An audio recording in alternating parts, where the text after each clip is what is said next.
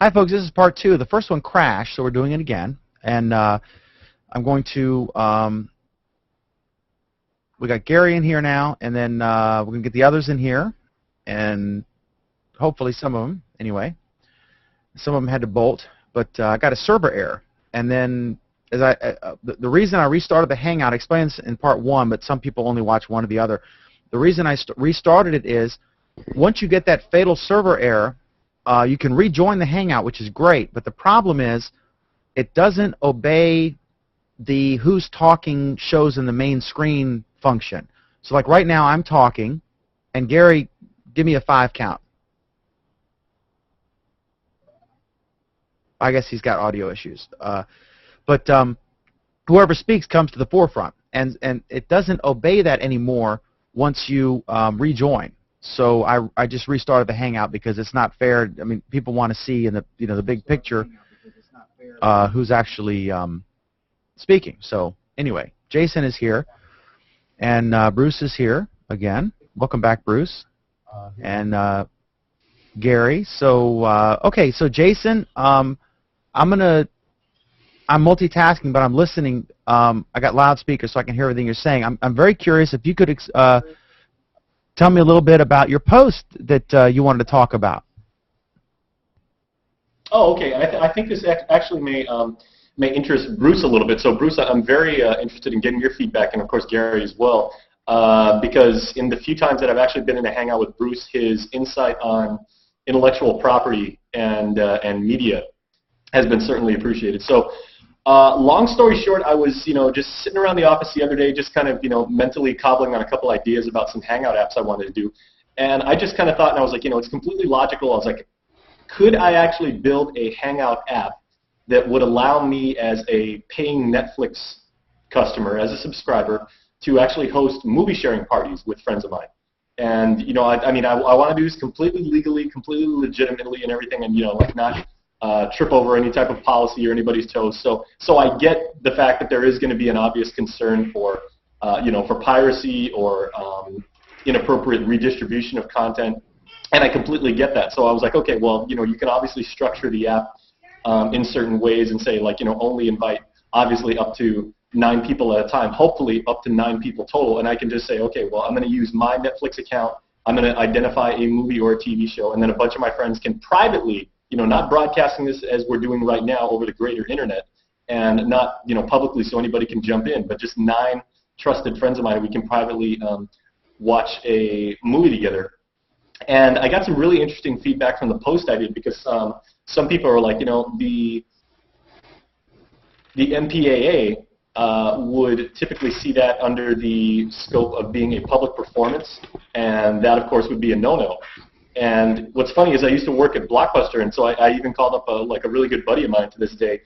He and I worked there together in college, and he goes, well, if you think about it, technically you're not even supposed to play movies like at Blockbuster.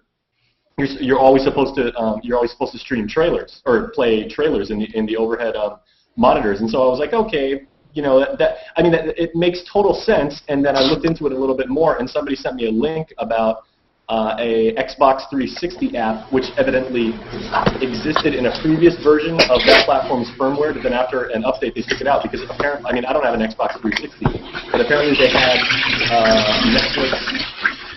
They have what was called Party Mode.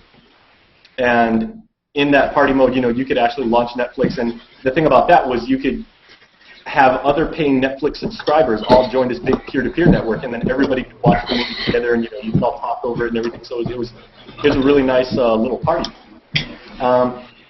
And I'm just wondering, is that kind of thing?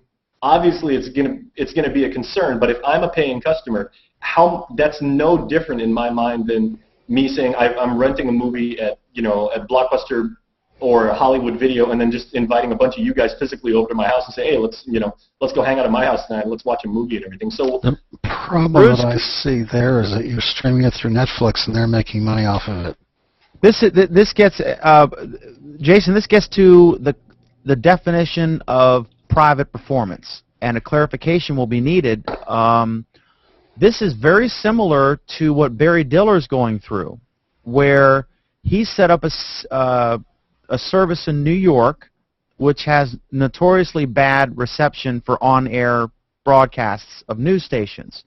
Now, I'm a believer that, to give history on this real quick, initially, what's called, is a Class A or Class 1 broadcast license, Jason, that you, like you guys have versus like a low-power LPTV license. Is it Class A? Is that what it's called? I believe it's Class A, yeah. Okay, so Class A broadcast license means you're like, an NBC station or something. Then there's like Class B, which, then there's low-power TV, that kind of thing. So when they built cable, there was a big concern. The TV stations were worried that the cable, because they were delivering content that way, they would lose viewers if the cable channel didn't, if the cable company didn't carry the local broadcast stations. So the FCC required that all cable systems carry all of the Class A stations, which are the main, affiliates you would see. If you have a Class A FCC license to broadcast, which is free, but there's a maintenance fee, but it's pennies on the dollar. I mean, it's a few $1,000s a year. Jason's station, they probably pay 10 grand or something a year, so basically it's free. And in exchange for that, they have to do certain requirements. But then the stations realized they were generating content, and the cable company was making money, and so they changed the rule to say that there is the must-carry provision, but it can be superseded by what's the term? What's the technical term, Jason? Where you guys can make them pay, you can negotiate, and you can deny them access to carry you if they don't pay you. So, retransmission fees, or? Okay, it's retran fee, retransmission fee. Yeah. So then the FCC implemented that because, like WNBC in New York, the cable systems that are in their area are charging customers for cable, and they realized that they're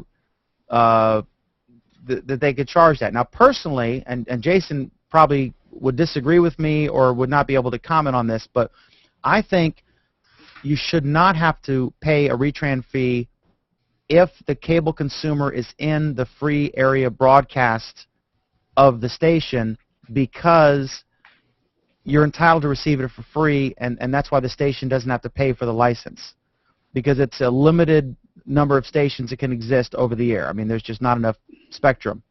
So I'm not going to ask Jason to comment on that because he works for a station. But what Barry Diller's doing in New York is he's setting up an IP delivery system for people who live in the local area to get the New York TV stations that broadcast are free on air, but if they put an antenna on the roof, it won't work.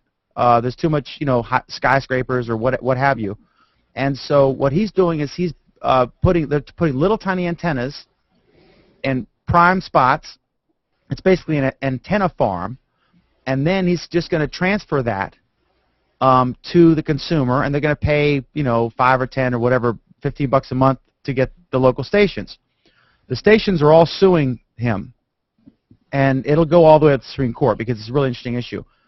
But his argument is, under the federal law, you have a right to put an antenna on your home and receive an on-air broadcast. You also have a right to have a remote location antenna.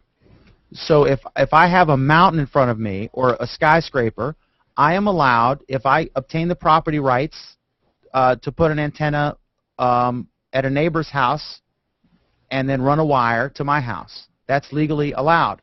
So what Barry Diller is saying is he's basically doing that. He is setting up an antenna farm, and they're going to receive the TV signal, and every single user will have their own dedicated antenna that they control, and it will receive the broadcasts.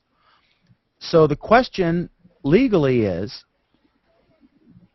you're introducing an IP delivery mechanism in between the antenna and the person.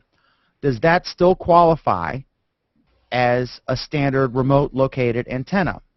And it's a really interesting question.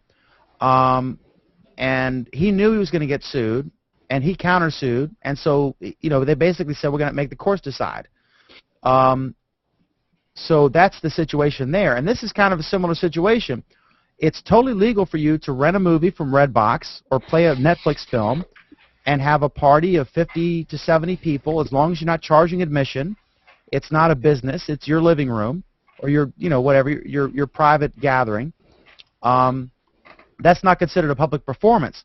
So is a hangout, which introduces that IP equation, is that also considered a hangout? Because you're not talking about hangouts on air where you're broadcasting it. You're talking about a private gathering that is open to the select participants you choose. And so I think this would have to be litigated. But a lot of it would be, you probably should wait to see what happens in the Barry Diller case, to see if the Supreme Court eventually determines that IP delivery does count. Then that might be your best friend, if all that makes sense. I think that's the closest case. Here's the funny. Here's the funny thing about it, because as I mentioned, evidently the previous version of the Xbox 360 firmware allowed for that party mode, and then when they pushed an update, everybody that was using it before, I read a blog post that somebody shared with you. They said, that no longer works, and then Microsoft finally issued a statement. They're like, well, the latest version of our code base does not support party mode. We might bring it back, we might not. So they were very, very, vague, and probably defensively so. And as you would expect, that angered a lot of people. But so technologically, obviously, it is possible. And like you said, using Hangouts now as a feeder, and you're not going to publicly broadcast that sort of application to the internet in general. You're not going to market as public, so technically anybody on Plus could jump in and everything. But if all I want to do, and even if I can even further restrict it using the Xbox model, if I could say I'm going to invite 9 of my friends, each one of those friends has to have a legitimate paying Netflix account, and then everybody sign into their account. But as the originator of the application, just like we're doing with Hangouts on Air, I have selective control and being able to pick exactly which presentation we're watching. So technologically, of course, you can do that. I'm just wondering, what is the issue right now? Because obviously, it has been done, and if you mirror the real life use case of, like you said, I run a movie, I invite a bunch of people in real life to come over to my house and watch that and everything. So, Bruce, I guess if we could start with you, because I'm really interested in your feedback on this, because you've talked about this before. Well, I wish I was more an expert on it than you may suppose that I am. But one of the things that I was thinking about is that there is a broadcast, and then there is a rebroadcast. The NFL will say any rebroadcast of this, blah blah blah blah blah. So if I'm taking the NetSuite, in other words, Netflix is broadcasting to me, and then I'm capturing that and pushing it out on a Google Hangout, then technically that would probably be a rebroadcast. But I think what you're talking about of having some kind of an app where people have to qualify that they could not participate or even engage unless they had some kind of an app where they could sign in with their Netflix account. I don't see where there would be a problem with that. Although it's interesting that the kinds of situations like this that the technology now affords and brings us into discussion about, and it's really interesting. There's the whole industry is being stretched in a lot of different ways. But I would think that if you had an app or an ability to qualify each person as a paying Netflix subscriber, they had to log in. They had to maybe the app allowed them to put in their their username and password. I don't think there would be any problem with that, and it would be interesting. But it would be different than like, for instance, the complex we live in has a really great media center, nice big 72-inch Sharp TV. I could bring my Roku box, and I could invite a bunch of my neighbors over there, and we could watch something on Netflix. That would be a broadcast on my account to the screen that we all participated and watched in. So the issue probably would be, in pushing it out on a Hangout, that would be a rebroadcast type of a situation. But I don't know. Maybe there's some others that would like to jump in here, so have some ideas. Let me make a quick note here. Gary, you started. Yeah, Gary, but a quick note here before I lose it, because I'm having an ADHD moment. Jason, you asked about the uploading. It already uploaded it, and it works. I just, because Craig Shipp shared it. He shared the original player for the live thing, and now it reversed to the YouTube video. And let me see if the very ending here does in fact have the messed up portion. Yep, I see. I see Gary. I see Harold. And what I'm going to do is I'm going to stop. Yeah, so it captured the whole thing.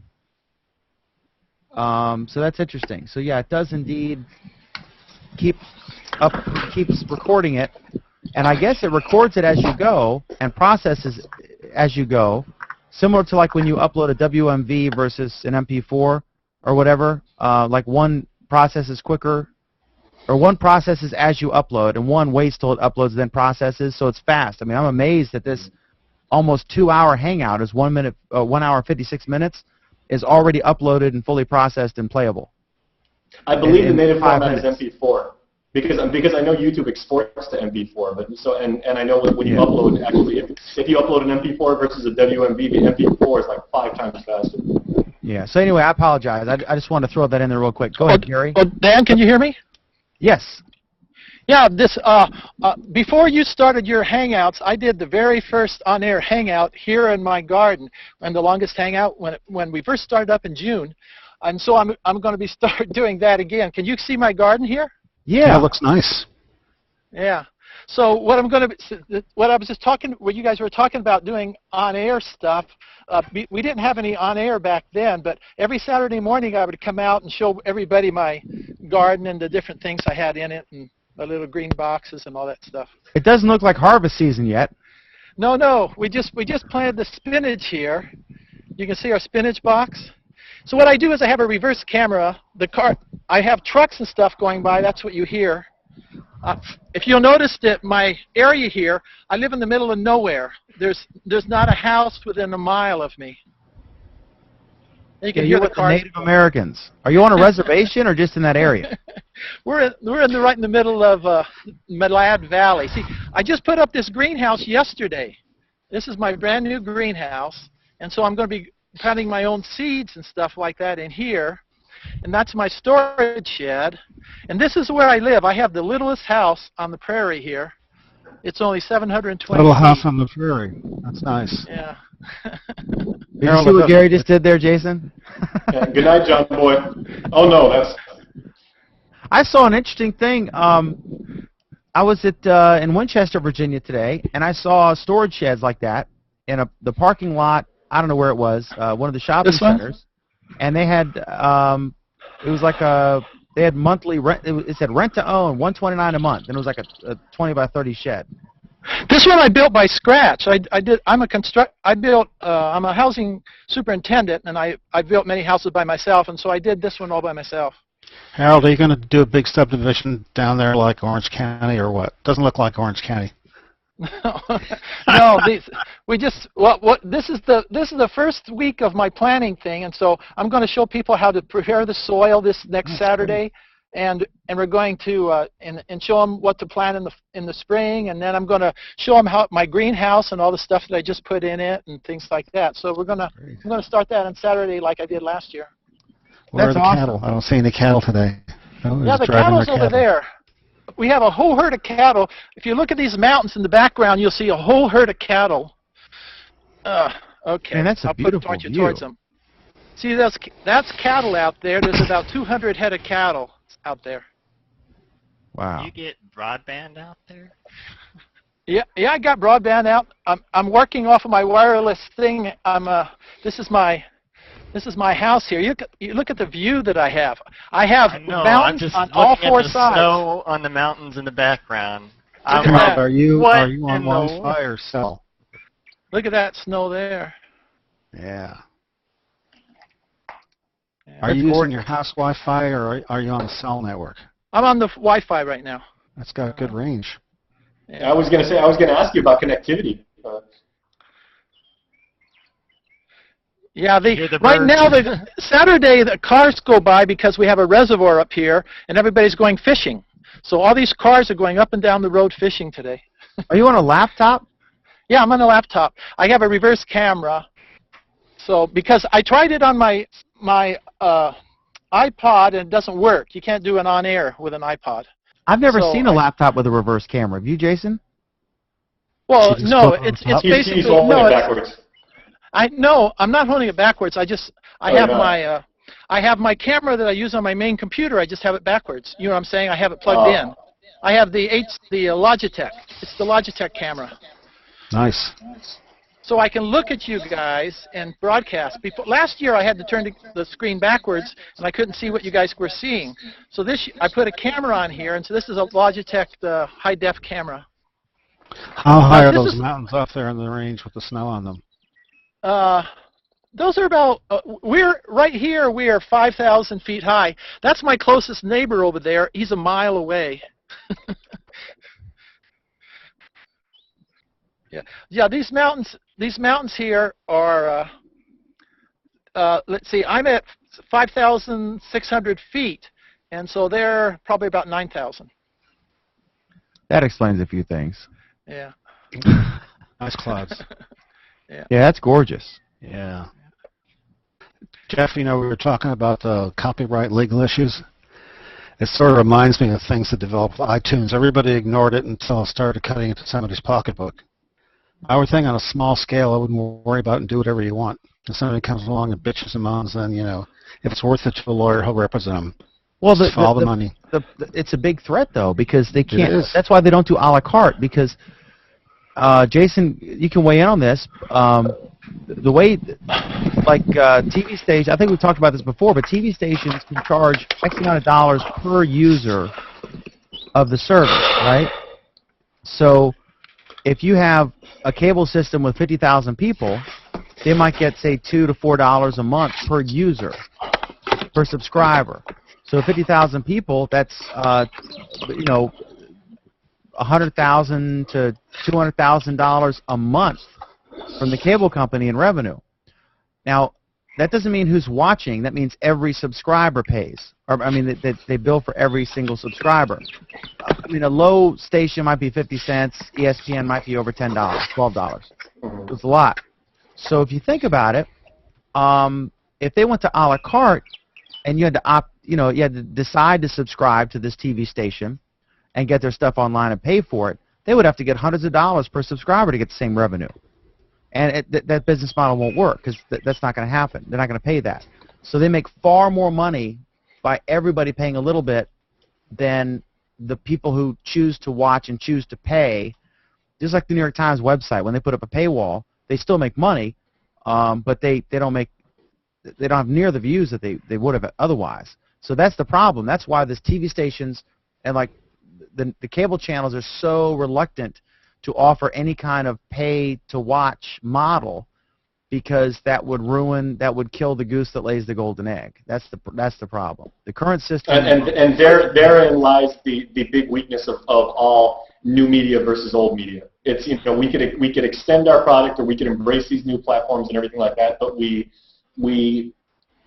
sever the jugular vein of our core competency, as everybody says. You know, these new things are cool, and, you know, we could make maybe a few more bucks and everything like that, but do we really want to tempt fate, and do we really want to like mess around with what for decades has been bringing in the big bucks? And that's what everybody in old media tends to, that's what they whittle the argument down to, and 9 times out of 10 they all say no. I mean, if we didn't build it ourselves and everything like that, we are not going to mess around with that. So let me get to part 2 of this question, because here's the interesting thing. Now that we've talked about maybe like the what ifs, and, you know, like as Bruce was saying, with what Microsoft proved is, it should be feasible if you're doing it in a non-public setting, of course. Again, you know, like you're not broadcasting this type of information, you're doing it privately, and everybody that's in the Hangout viewing party, let's just call it, you know, for an unofficial product name, if everybody has their own Netflix account, everybody signs in, somebody there has control over what presentation is watching, and everybody watches it, everybody's happy.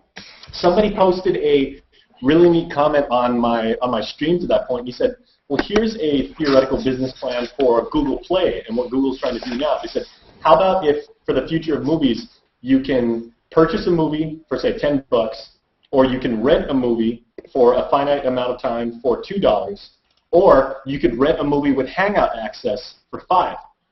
That is a really compelling business plan right there. And you figured if Google gets involved themselves and everything, they can figure out, you know, the regulatory environment and all the intellectual property. And it's funny, Dan, because you mentioned IP, and you've said that a couple times. IP in the sense of having itself like dual meaning, because you're dealing with the intellectual property and the internet protocol. So I mean, there's a double-edged sword there that you got to mess around with. So how do you guys actually feel about that? Like, if there was that business model where we could actually rent videos with Hangout access that you could enjoy, so you're actually paying for the access. That is very interesting, and I think there's a compelling motivation for that, because I mean, it's great to be able to, if you do a pay-per-view for a UFC match or a wrestling match, if you're into that, and you have a bunch of people over to your house, and you have a party, and you have party platters and everything enjoy. You can imagine with people that you're really close to, but you're being separated far from, that you set up and you're going to have a Google Hangout. Obviously, the Hangout is limited to 10 people. So it'd be very easy to come up with some kind of a, what would the price be, and would it be satisfactory to the content creators and so forth. I think it sounds interesting. What about somebody else? I think it's a delivery issue. I think you're going to get sued because they're going to say you have the rights to deliver it this way, but not this way. It's like, in my mind, it is insane and needs to be litigated, that a TV station, again, Jason probably can't comment on this, but a TV station has to, they broadcast over the air, and anyone is allowed to receive a broadcast signal with an antenna, even in a remote location, but the station can charge a cable consumer or can charge a cable company for the rights to deliver that same signal to a cable consumer who's legally entitled to receive it for free with an antenna, but they can charge them for the rights to deliver it over IP. So isn't that it's an issue that's about to be litigated. But his model he's talking about is completely different, though, than what you're talking about. I mean, this would all be... No, he's redefining the private party, Bruce. He's redefining you with 12 of your friends or 9 of your friends in your living room watching a movie together, eating popcorn. He's saying that a hangout is the same thing. He is saying that IP delivery with 9 of your friends in a private, non-broadcast, non-recorded hangout is the same as you having a physical party.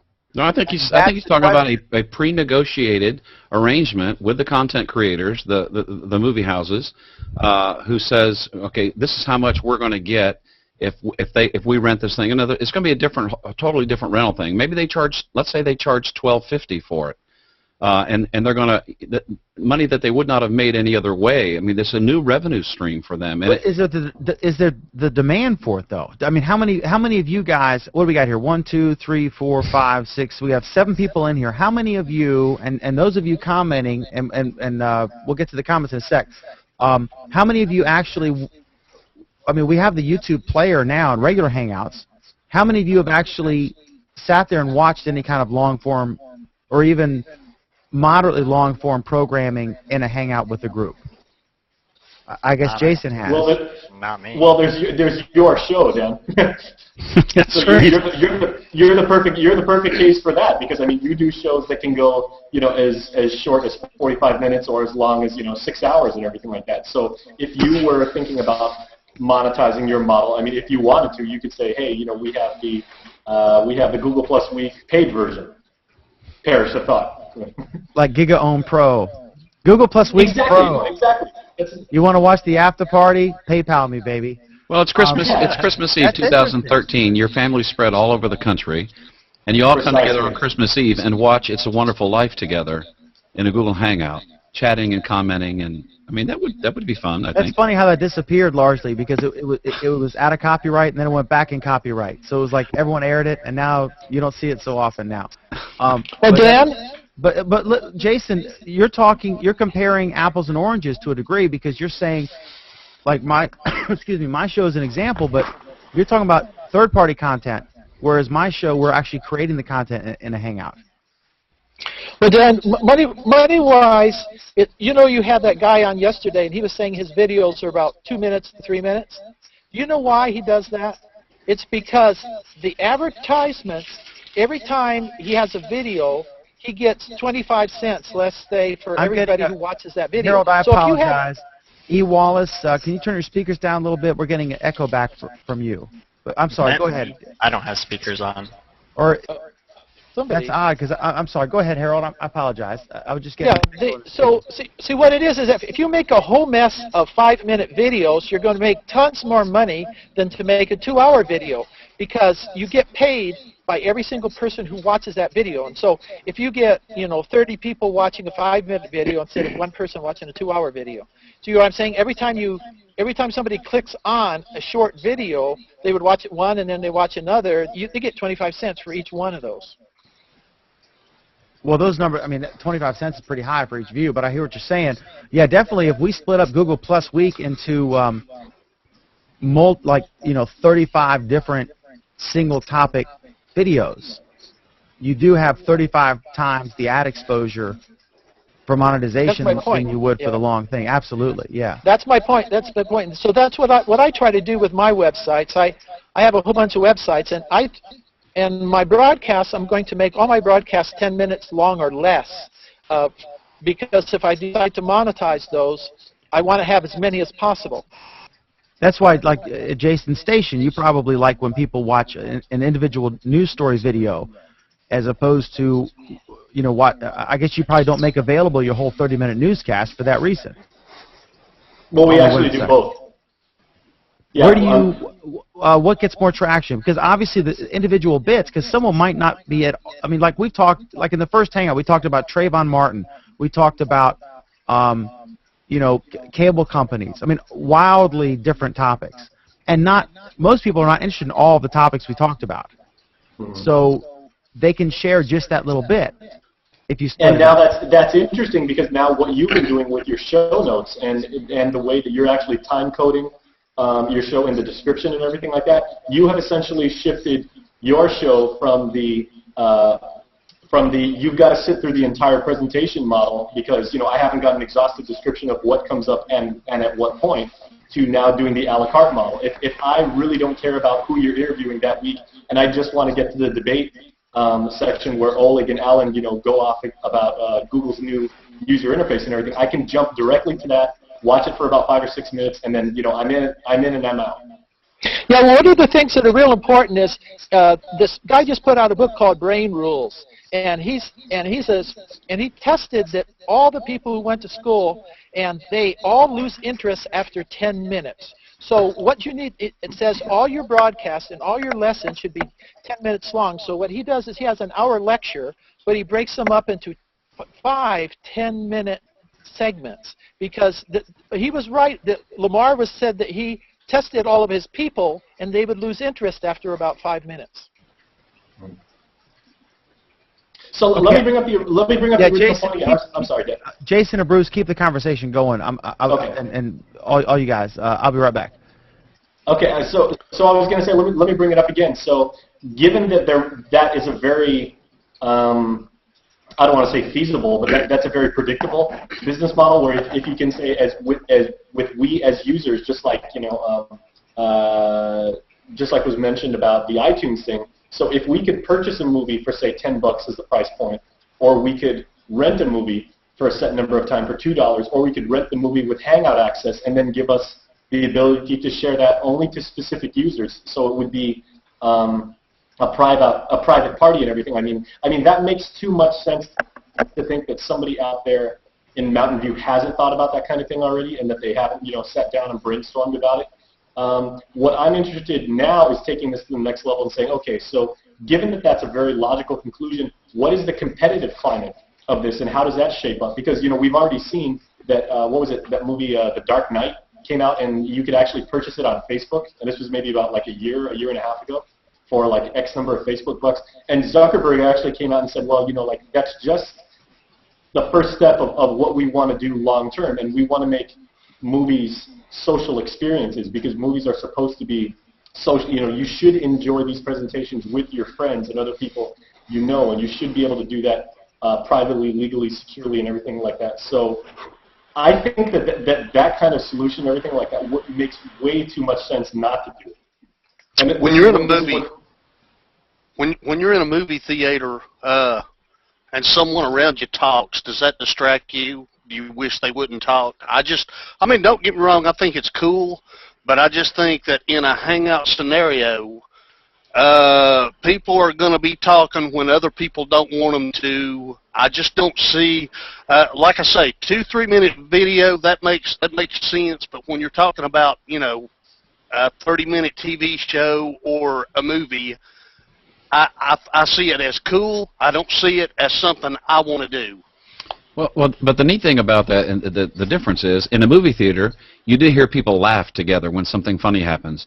You hear people gasp together when something scary happens. You hear people sometimes at the end of the movie clap and cheer when something good happens. So I think, I think people, like, if I invite people over to my house to watch a movie, we're very careful about how we talk and how we chat. Nobody wants to be distracting when you're watching the final episode of Lost, that sort of thing. But to be able to have the ability to chat, my wife and I have favorite TV shows. I travel 1 week a month. I'm down in Florida. I'm at the Fairfield Inn Marriott in Melbourne, Florida. She's here. We like to watch the show Missing, the new program with Ashley Judd. So I'm watching it on the TV in the motel. She's watching it here in Lynchburg. But we've got Skype going, and we're Skyping back and forth. We'll do that with American Idol. So I think it would be that kind of a thing. So. Well, Bruce, you also touched on an interesting point, and that Duke brought up, because Duke, that's a very, very true statement. If you go to a movie theater and a bunch of people talk out of order and everything, it can be somewhat distracting depending on what your mindset is. However, this implementation would be interesting because when you go to a movie theater, typically you're going there with a bunch of strangers around you. If you're doing something like Bruce just said, typically you'd be inviting, and that was the key word, you'd be inviting specific people that you know. So if a bunch of buddies of mine are actually cracking up at a joke, or they make some smart alecky comment and everything like that, I'm probably more want to be tolerant of that or accept that because it's people I know, or I can just say, hey, shut up because I know that guy. That's a good point. Good point. Okay, Oleg's here. Oleg, I would love to hear your thoughts on this. The way that I don't want to interrupt Oleg because he just got in here, but I wanted to comment on this whole movie hangout type of deal. If I were to do a movie hangout, I wouldn't pay some other company to broadcast for me, and then we all hang out with it. I probably broadcast myself in a private group that only me and that group know what the link is to that specific hangout. If it's going to be a movie, that I'd broadcast it straight from my server myself. How would that get regulated, or any of that? Like, how would a company know that I've done this private broadcast of a movie myself, of a DVD that I have, and I played it on my computer and broadcasted it to all my friends in a hangout? Well, I'm sure that does happen. Of course, it's illegal, and if you got caught, there'd be some serious implications to that. I mean, we could do, actually, since you brought it up, that we could do the exact same thing right now. Like if somebody just launched launched QuickTime and started playing a movie, and all you did was just did a screen sharing thing right here in a Hangout, and you could screen share that player. I mean, it would be really crude, and the resolution probably wouldn't be all that great, and we may or may not get audio and everything, but technically that could still work. And what, to what you were saying, E. Wallace, and everything, was that you probably wouldn't be caught. There you go. Thank you, Duke. I'm broadcasting this right now to my Google TV, so yeah, technically, Where are you, Duke? I love your accent. I could listen to you talk all day. I'm from Northeast Tennessee. I hang out with Bruce quite a bit in Tech and Coffee, and you sound like the Mississippi former governor. What's his name? Barber, Haley Barber. Okay, I don't know if that's good or bad. You could you could be on The Simpsons as Haley Barber, and nobody would think that it wasn't him. Actually, Dan, I'm a fan of your Google Plus week. I haven't caught hadn't caught Friday's episode, but I probably will for the weekend's over with. I enjoy you guys. It was great. We had Lamar Wilson, who's Wilson Tech 1 on YouTube, and he's a very funny guy. I sent him a private message, and ordinarily I would never discuss that kind of thing, but it was funny. I said, hey, just a reminder, because he said, make sure you remind me. And he said, oh, I'll be there or be circle, or maybe it's square. Whatever. He was funny. And then we had Mohammed Mansour on, who talked about his projects and a post that he had that was pretty controversial, and it was wildly different. But I think, Jason, the whole thing is it's about the negotiations for delivery. When you have content, copyright means the right to a copy, and there was a great story about this. Similar, overseas. In the United States, you can have if you buy something, you have I forget what the term is, but you can have a video rental store. There are stores that sell used games. You can resell at a flea market old VHS tapes. But in Europe, in some European countries, that's not the case. They're entitled to a new royalty payment every time it's transferred. So like the VAT. The value-added tax versus what we have, where in Europe, in VAT countries, every time something's improved or transferred, even wholesale, there's a tax added. And so they pay a lot more for stuff in England, for example, than they do in the United States, because in the United States, if you sell something wholesale, there's no sales tax. But that's not the case in Europe. Of course, Europe provides more services than the United States does. And but I still think that there's the issue. You negotiate rights to produce a physical DVD of your product. And I wrote a game in 1993 called Towers of Kubla Khan, and those are the good old days. I had a brand new BMW, the whole deal. But that money's long gone. But anyway, there was rights to produce a DVD, and that, like with Netflix, they pay for streaming rights directly to the consumer. And that's their negotiated agreement with the studios. So they would have to negotiate a separate agreement to allow this sort of thing unless it gets tested in court and the Supreme Court weighs in and says that your living room and an IP-delivered living room or a hangout is a hangout the equivalent of a living room. If it is, then you're home free. And this will perhaps an indication of how they would rule on this might be this Barry Diller case. I think you should follow that case, because I think it's really interesting as how laws catch up or with technology, and that's a constant battle. And the Supreme Court is having trouble with this. There are whole new innovative things happening, like the healthcare debate that they. It's a wonderful audio. The actual audio of the Supreme Court arguments are available, and they were saying, like, do you really expect us to read the bill? So that it's not that they're saying it. It was Pelosi saying it. Yeah, you'll know what's in it. Kid, you'll know what's in it after we pass it. Anyway, so switching topics a little bit from Obamacare. Can you guys see this video? Does it look bad? Does it look good? Can you show me how? What exactly is going on? We need a play-by-play, Oleg. Is dinner being produced? He's proving the theory that you can actually screen share a media exhibit, right, Oleg? Guys, this or not? Yeah, it's very clear. What's he making? Pasta? Cookies. Cookies. Interesting. Yeah, that's very sharp. Is that a screen share? It's very clear. That you could actually screen share a movie upon playback, and you could actually get away with it. So this is perfect. So if this is good, it's my copyright, my kid. So I can now sue Dan Are you paying? for showing on his hangout my copyrighted video. It's fair use because I only had it up for 20 seconds at a time. Gotcha. Okay. In that case, I won't sue you. But anyway, I just That's wanted an to try it adorable out. little kid. That is an adorable little kid. I got That's a few years ago. Thank you. No, I just wanted to try it to see, since you guys were talking about it, I wanted to see if it's really Worked you know, well. if it's actually decent quality where you can watch something like this if you do make it. Okay, well, here's the thing that we were talking about, Oleg, and let me know how you feel about this because I'm interested in your feedback.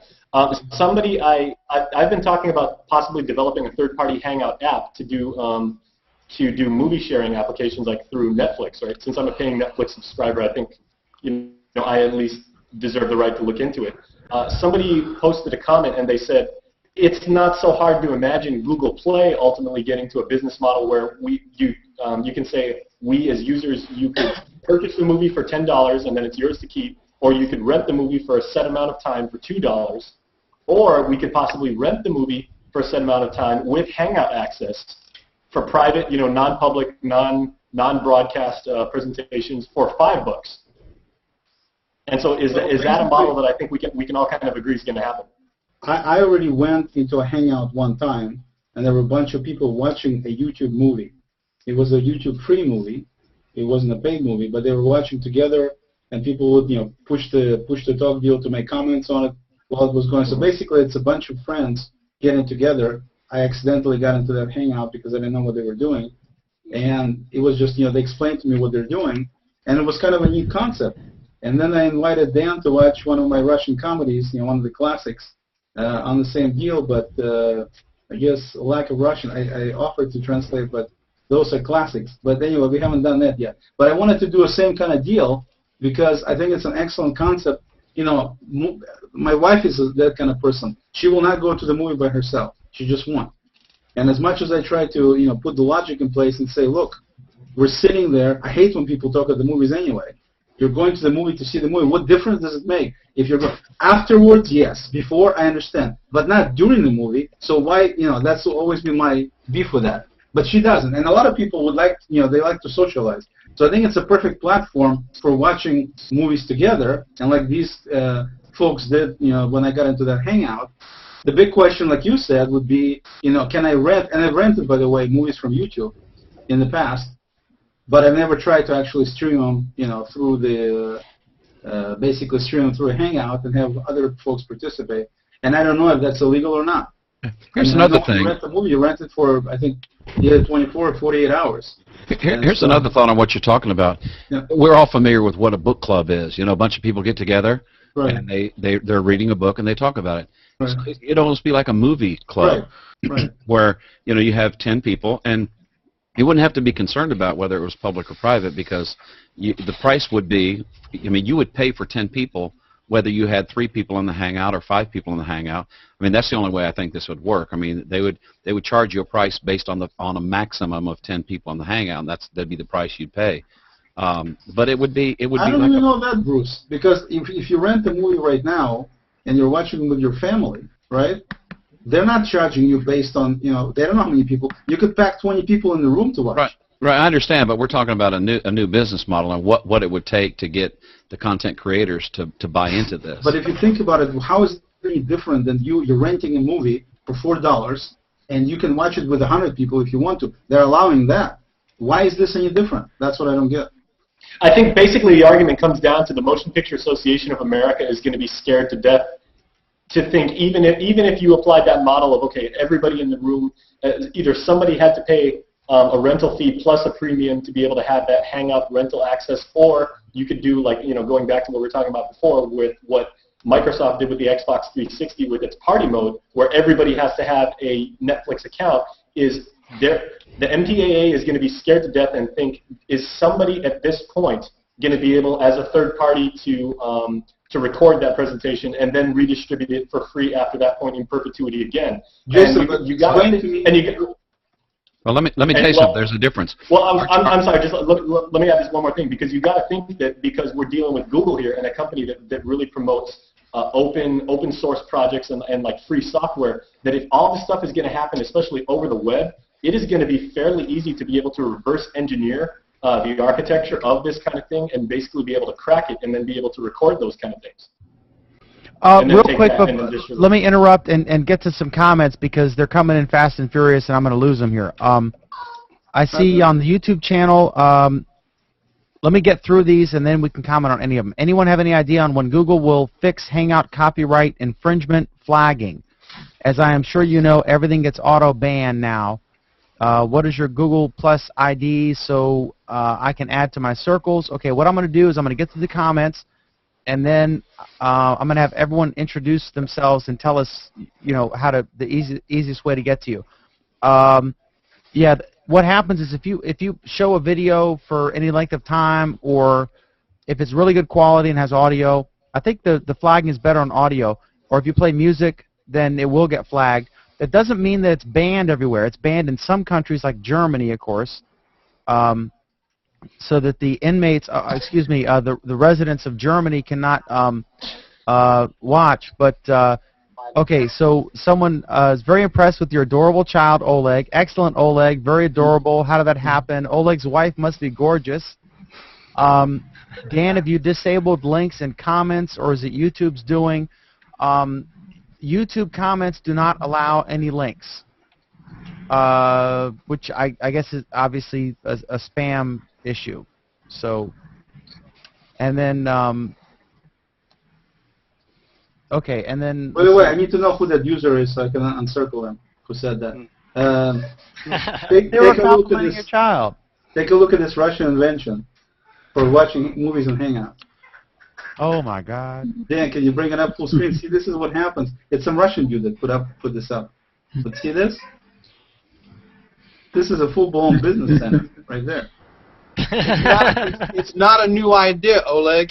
I know. Well, I'm not saying I did it. Somebody else Man, that's did it. better than an astronaut tube. I need to get one of those. The movie Idiocracy created the very idea of people having a toilet and their video game consoles and their TV all in one nasty picture. It was very disgusting. Well, Thaddeus, that would eliminate the requirement for the BRB term in chats. I don't care. It's nasty. Okay, next. It's nasty. It's definitely too much. No, but where did Jason go? Jason. All right, Jason. He said he'll be right back. Okay. My name is Dan McDermott, and you can find me on Google Plus if you go to just type Dan McDermott, McDermott. There's two of me on there. One is an inactive, dormant Here we go profile. with that same The story. one with the blue screen is the one to circle if you want to circle me. Bruce Turner, give us the easiest way to find you on Google Plus. Just follow me on Twitter at Bruce S. Turner. Oh, Bruce, come on. Bruce We don't S. do this, Turner. right? Okay, and then I guess is your Google Plus login there, or I mean your if they want to circle you on Google Plus, how do they do it? It's Bruce Turner, and I'm in Really, Lynchburg. the easiest way would be to go to my profile and There look you at go. who I'm in the Hangout with. Especially when this thing is done, it'll say Dan hung out with X number of people, and you'll be able to link to each of us from there. But Duke, tell us the easiest way to find you on Google Plus. Do you have a short URL or whatever? I have not set up a go-to URL. You can reach me. I'll tell you what's the truth. I'm pretty sure if you search Google Plus for Duke Carrico, you'll only find one of me. God, he sounds like the former governor of Mississippi. Okay, E. Wallace, what's the best way to find you on Google Plus? Just E. Wallace. E space Wallace is the easiest way, and I'm the only one. That's just an E space Wallace. So. Gary Levin.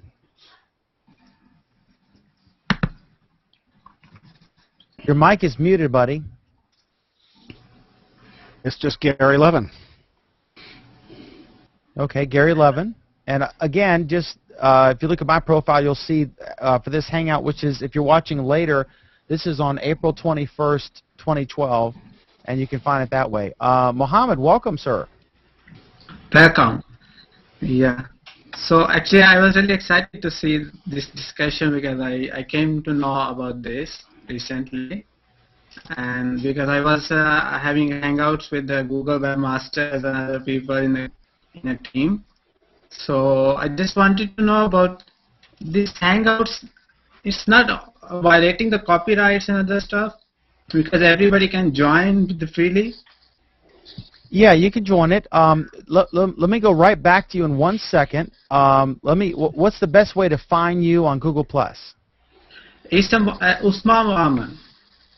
Muhammad okay, so it's Muhammad. There's several spellings for that in English because there's no correct exact. It's Usman Muhammad USMAN. Okay, and his first it's spelled MUHAMMAD, and then USMAN is the last name. Exactly. Okay, and then Oleg is. No, I want to talk to that same person who said that snide, nasty comment about the kid. And my No, they wife were complimenting your kid. They said Okay, you so must look have- at this picture. How's this picture? Oh, that's a cute little Oleg from back in the day. Exactly. I used to be cute little Oleg. Exactly. You weren't so grouchy then. No. Oleg Moskalensky is Moskalensky, and then Sarik Menon. That's SREEKMENON, right? Do you have a short URL, Sarik? Yeah, g+.2/SGMENON. Okay, so g+.to/SGMENON. And then Thaddeus, do you have a short URL or some kind of link for folks who want to circle you? If you find me on G+, it's g+.2/Ebonstorm, EBONSTORM. EV like Victor? No, Echo Bravo Oscar Nancy, STORM. Okay, cool, awesome. All right, now back to Mohammed. Where are you joining us from? I'm from Italy, Milano. Say again. I'm from Italy, Milano. You're in Italy? Yeah, in Milano. Oh, okay, cool. How'd you end up in Italy? Yeah, actually, I'm doing. I just completed my studies in Master of Informatics from Politecnico, and now I'm working in as a digital development manager in one publishing company, the Luxury Lifestyle magazine. Awesome. And where are you from originally? Pakistan. Okay, I used to live in. I've lived in Bangladesh, Pakistan, and India. Wow, that's good. Sarik was born in India, and he came to the United States. And then I lived in Dhaka, which I think at the time was we actually evacuated because of the war, and then it became Bangladesh, but it was Pakistan. And we lived in Islamabad, and before that we lived in New Delhi in India. And so I love some curry. I love some good curry, and I love the culture, the very, very rich culture of those three countries, and the wonderful people there, and the wonderful food, especially the food. But anyway, it's so nice to meet you. I'm so glad you could make it in tonight. This is great. So Bruce, does that mean that from what you wrote, does that mean that we can watch the movies then through Hangout if you rent it? Explain what you wrote, Bruce, for viewers.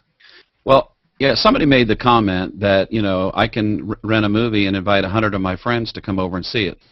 You can do it, but you'd be breaking the law. I'm looking at the MPAA.org's law on the Can you read that to us, Bruce, for folks watching? Can you read that for folks watching? Sure. It says that the Federal Copyright Act, this is Title 17 of the U.S. Code, governs how copyrighted material such as movies may be used. Neither the rental nor the purchase of a copy of a copyrighted work carries within it the right to publicly exhibit the work. No additional license is required to privately view a movie or other copyrighted work with a few friends and family or in certain narrowly defined face-to-face teaching activities. However, bars, restaurants, private clubs, prisons, lodges, factories, summer camps, public libraries, and I won't read on, but it goes on to church. We did an event where we rented, what's the movie about the funny things that happen in the museum at night?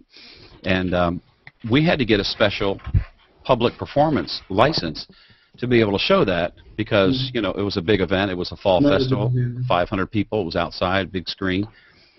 So there are these public performance rights. And I was just bringing that up because, you know, to say that, you know, I can have a movie from Redbox and invite 100 people over to my house and show it, you can't do that. What about restaurants who have DirecTV and there's a movie playing on their DirecTV at the restaurant? What about those? Violation. They have to pay a fee. A lot of restaurants, coffee houses, and so forth pay a a regular feed, not just for video, but for audio as well. And there are licenses to be able to do that. And I can tell you that in the audio world, these people who manage licensing for audio, they regularly visit coffee houses and things. If you're going to a coffee house, you can't cover, quote, if you understand what that means, you can't cover a song and not have to pay a fee for it. Now, there's a lot of coffee houses that do that, but there's a lot of guys that have been stung, and a lot of times you'll see a sign, no cover songs. All their works have to be original. Dan, are you allowing R-rated material on your show or not?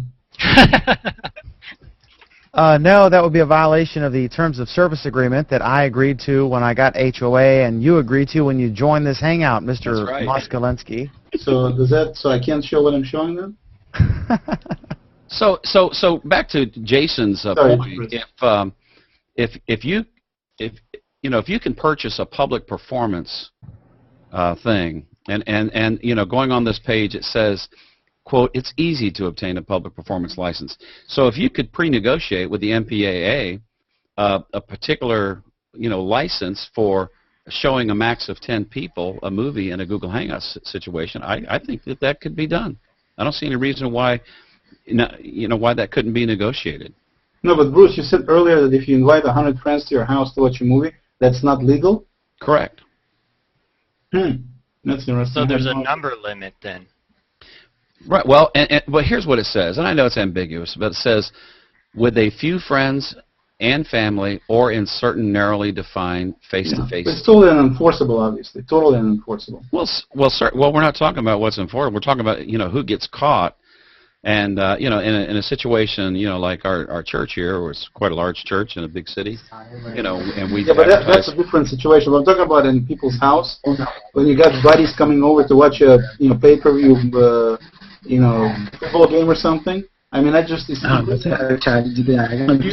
If you have 100 people come over to watch it, and one of those people rats you out, and the authorities come and they sue you, and you own the house, then you've got to hire a lawyer, and you got to go round robin's barn. You may or may not win, but in the long run, you're going to lose any way you slice it. Yeah. I'd like to see anybody fit 100 people in your living room, though. No, but just hypothetically speaking. Just hypothetically speaking. I just had no idea. I thought I rent a movie. Anybody who's in my house can watch this movie, and I can watch it. By the way, also I can watch it multiple times because some of the Amazon rentals, even YouTube rentals, they were 48-hour rentals. Well, let's put it like this: nobody's kicking down your door yet. But if you decided you wanted to bring 40 people into your house and watch a movie and have all 40 people watch that movie, if for some reason the movie Gestapo should show up at your door, kick your door down, and say, hey, look, you're in violation, we can sue you, you will pay us $250,000, you really wouldn't have a leg to stand on. No, I understand that. I understand. What happens is somebody rats you out. It isn't they come and knock on your door. It's one of the people at the party let it slip. They say it to the wrong person at the wrong time, and then somebody leans on them, and that's how you get caught. Yeah, just keep in mind this whole conversation is really about Jason's question about would there be a legitimate business model where on Google Play you could buy a movie for $10, rent it for $2, or rent it for $15 with Hangout access for up to 10 people to view it together and share the experience. Yeah. Yeah, no, but what I was saying, though, if we get away from the 100 people concept, in Hangout you can only have 9 people. So the question is it, and of course you're getting nowhere near the quality that you would normally get watching a movie at home. So it's not like, if people are doing it, they're getting exactly the same. They're not. You don't have the same video quality, you don't have the same audio quality, and because of the nature of the transfer and everything else. So, it's not exactly like when you rent a movie and you watch it using your, Roku box or whatever box you have. It's not the same experience at all in terms of quality. Well, certainly, but we don't come to Hangouts because of quality. We come because of content. No, but I'm just saying, You're not really, like I said, if they're afraid that you're taking a quality production and you're basically somehow abusing the privilege, so to speak, you're really not. You're actually not getting the argument you are making is very logical, and a lot of the things you're saying make a lot of sense, but the problem is you're dealing with an industry that's stuck in the tar pits and dying, and they're flailing about anywhere they can to try to make examples of people and to try to keep their dying business model alive. So the last thing you want to do is get in a contest with them. I think. No question. Yeah, that's why they're coming out with the SOPA and PIPA and all that. SOPA and anything else they can come out with to make sure that they can hold on to this model for as long as possible. I'm going to tell you a secret. If you haven't noticed, I want you to think about your portable devices. Every time you look at a portable device, the biggest mission of the portable device was to return you to the days of television.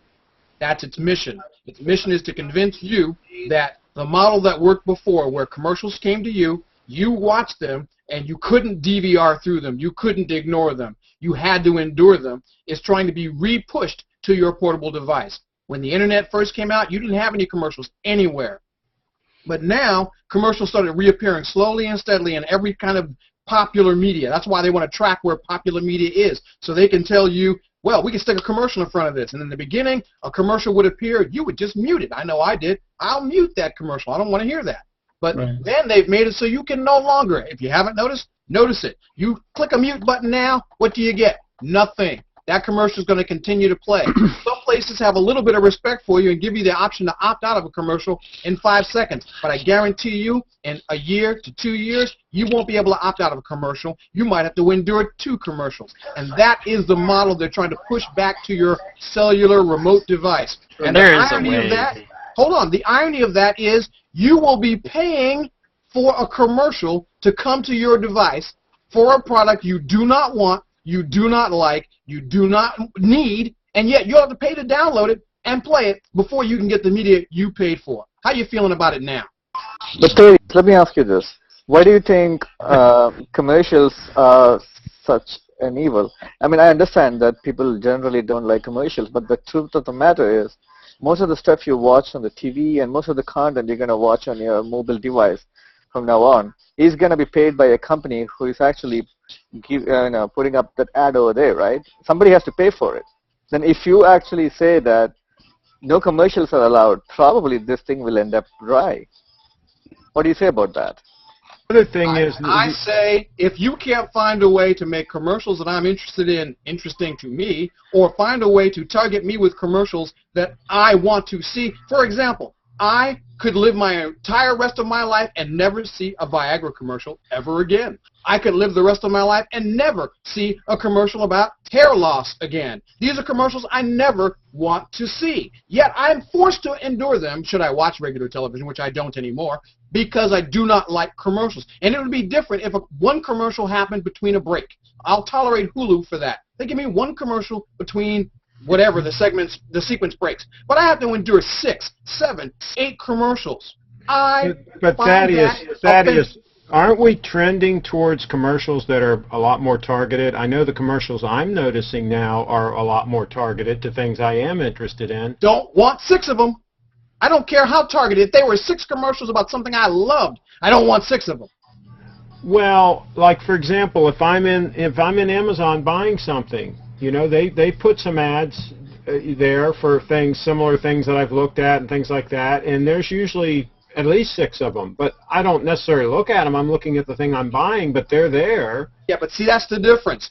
A commercial that occurs on the side of the screen or a commercial that occurs on the bottom of the screen that does not interrupt me doing whatever it is I'm doing, I will tolerate those. I'm talking about, let's say I want to go to something that I want to buy. Before I get to buy that thing, I've got to watch this commercial. Yeah. I don't want that. I feel I agree with you, and I annoying, and if I'm going to be paying for 30 megabytes or 30 gigabytes of downloaded data, then I shouldn't have to pay for them either. So do we think Google's going to start shoehorning commercials into these Hangouts? Yeah, just like Justin TV does and a lot of the other live streams. And Ustream, yes, they will shoehorn commercials between your things. Count on it. They'll tell, the little timer will show up on the upper corner of the screen saying, a commercial will sound in 15 seconds. And then it'll count back, and then a commercial will happen, so you have enough time to go, okay, well, I'll just sit here and wait for that to end. So will they come right in and interrupt a live Hangout for a commercial? I suspect they will. That's the future of it. They do it on Ustream right now. I think the way it's going to work is over a period of time, people like Dan, for example, have a huge following on Google Plus, and let's say at any given point of time, there are a lot of people watching him hanging out live, and then at that point, just like any YouTube video, it is up to Dan if you want to monetize this. If you want to say that, okay, think about YouTube videos. I don't know whether it's initiated by Google or actually the person who submits the video. I mean, if it is something Dan can make money out of, I'm not saying it will interrupt or not, but are they going to run YouTube-like ads, or is it going to be a commercial in between which completely takes up the screen? I don't know. They might eventually, because this is a huge infrastructure cost for them.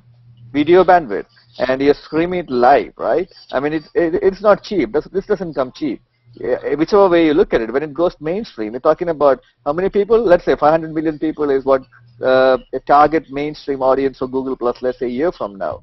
And if even 50% of it is going to do a hangout, and live hangouts are available for everybody, who is going to pay for it? All right, I want to wait. Can I weigh on? Can I weigh on? I want to weigh in on this as a content producer. Thaddeus, I love you to death, but you're spouting nonsense. Here's the deal. Let me tell you how the real world works. We had, in the last week, we had two big stories. We had one investigative report about all these blue boxes where you donate clothes, and the local charities were complaining because there were questions about the integrity of this outfit that does this, and they're just renting the space from the shopping center. They put the blue box, donate your shoes and clothes, and so we looked into that, and I had to pay a reporter to do an investigative report.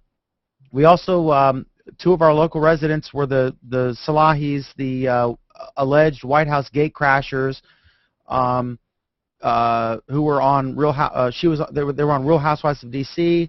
Disclosure, I was also on the show briefly. I wasn't paid or anything. I didn't sign anything. They just used footage of me in the TV show. So they were in court with their divorce case that involves the lead guitar player for Journey. I had to pay a reporter to sit in court. I had to pay a photographer outside, because you can't bring a camera in the courtroom, to get the money shot, right? So there are expenses involved. Most of the stories that you see on the internet cost money from a newspaper to actually produce, and then they're aggregated wildly.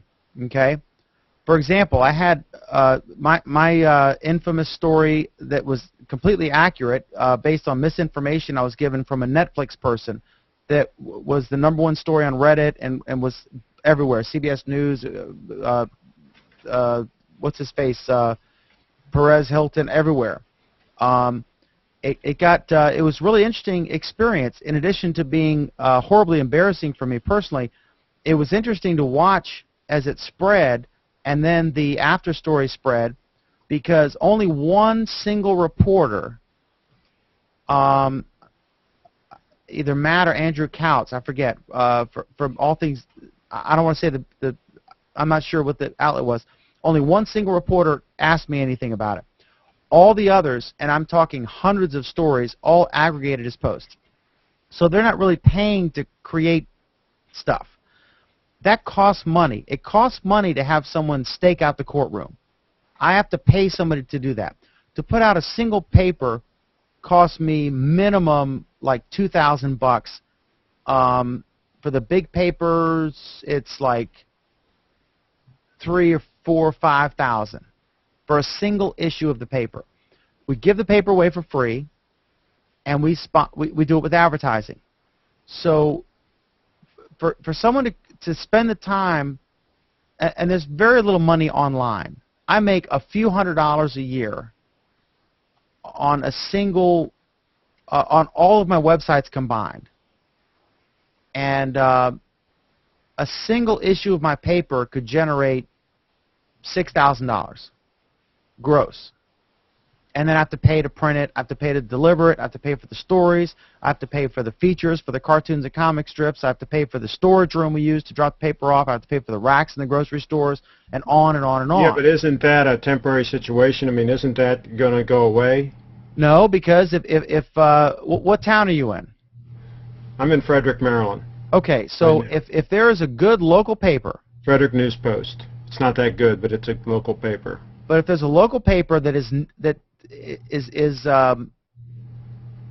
has local content, I mean, yeah, some people watch online or look at it online. I don't break out my content online. I put the entire issue up in a reader, and they can look at the entire reader. So that if Craig Ships IT Services buys an ad on page 6, I'm not going to screw you by putting a competing product online. I'm going to put the whole paper up. So if someone wants to read the paper, no problem. They can, watch. I mean, they can look at the whole paper, and you're still on page 6. Now, people don't really like that, and so we get, hundreds of views online compared to, 20, 30,000 in print, all combined. Probably, I don't know, it's something like 50 or 60,000 readers. But, yeah, but up here, the number of readers is declining. I mean, the local newspaper acknowledges that they're losing readers every year, even though for free papers or for free hyperlocal papers. No, this is a subscription. Exactly, exactly, because for a free local paper that has exclusive stuff that's interesting about your neighborhood, and it's free and it's everywhere, you will absolutely pick that up. I don't care if it's written on an abacus, if it's local, because look, there's a million sources for all kinds of great stuff. CNN, Al Jazeera, Drudge Report, Huffington Post, Mashable, millions of places. But there's a dearth of content. There's not much stuff about what's locally going on because that costs money.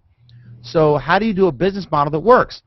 And if you're going to create local video or national video or whatever, you've got to pay for that. You don't have a right to someone's content. You can pay for it either with money, which nobody wants to do, which Thaddeus, you said you don't want to do. So instead, they're going to make you pay for it. I don't want to watch ads about Cialis. I don't want it. I don't use it. Why should I have to watch it? Well, would you pay to watch the same video? Would you pay 50 cents? If it was something I wanted, I'd buy whatever I want. That's how we both know you're not going to pay 50 cents to watch whatever video you were talking about. Come on. I do so all the time. I have a give it to you free. free. I have a Roku. I buy what I'm interested in. I pay for what I want. I have 4 video games. You're paying for that video by watching some. You're paying for that video by watching something about, erectile dysfunction or hair loss. That's your payment. That's your micropayment. 30 seconds of your time is your micropayment. Go ahead, Craig. If he watches Netflix on the Roku, then he's paying a monthly subscription for that streaming. He's paying $9 a month or whatever. Right, but that's a vast block of content for a small monthly fee. That's not like trying to get people to fork over micropayments and sign up for some new account and this whole pain in the neck. See, Dan, the only hole I think that I see in your argument is what I call hobbyists.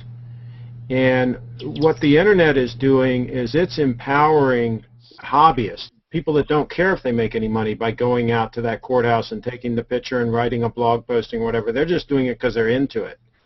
And I know here in this community, we have a lot of online content, both on I actually have a local website, frederick.com, but there's a lot on Facebook. There's a lot of resources.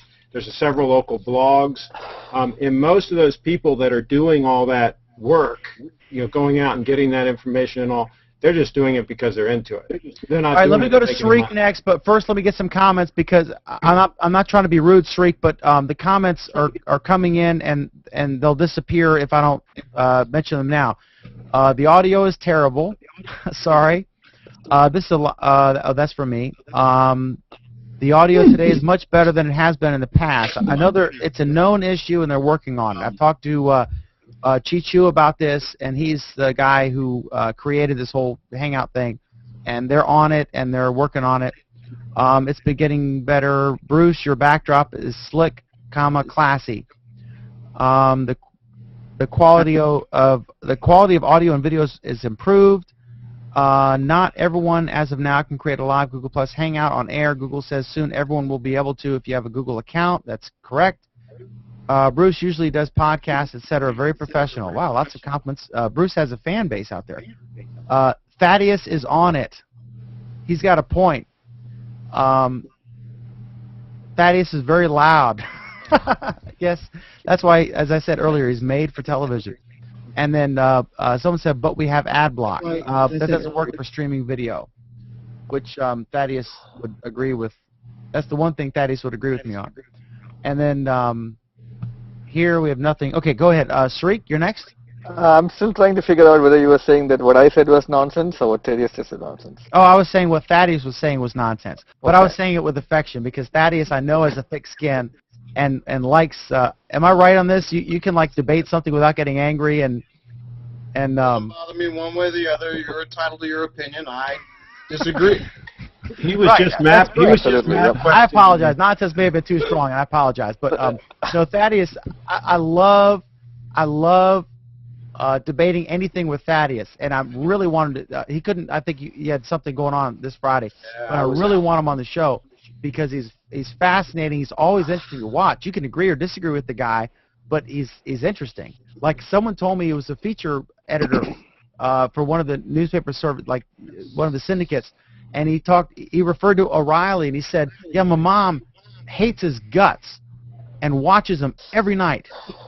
And that was funny because that's the truth. He always has an interest, at least the first half, because now he's gotten a little bit slacking in the last half. But love him or hate him, Bill O'Reilly always has an interesting show. And he's the most arrogant guy out there on television. And he's a hypocrite. One time, I swear to God, Thaddeus, I saw him at the beginning. He literally pounded the table and said, we will not exploit the Lacey Peterson murder trial or investigation for ratings. He made this big sanctimonious, thing, and pounding the table, literally pounding the table. And then in the same show, or like the next day, or I forget, he had a story about outrage over strippers being employed to gallivant on a golf course during a big corporate outing golf weekend. And I was like, okay, maybe you're exploiting something for ratings. It was just hysterical. But you got to admit, the guy is interesting to watch. Love him or hate him, right? Let me add something in defense to what Thaddeus said. It is actually important that, and that's where companies like Google and even Facebook is going.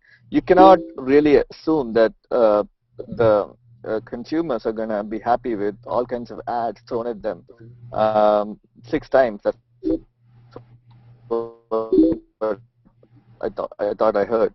But that's where Google and Facebook companies are going by customizing and trying to understand more and more about each person, each customer.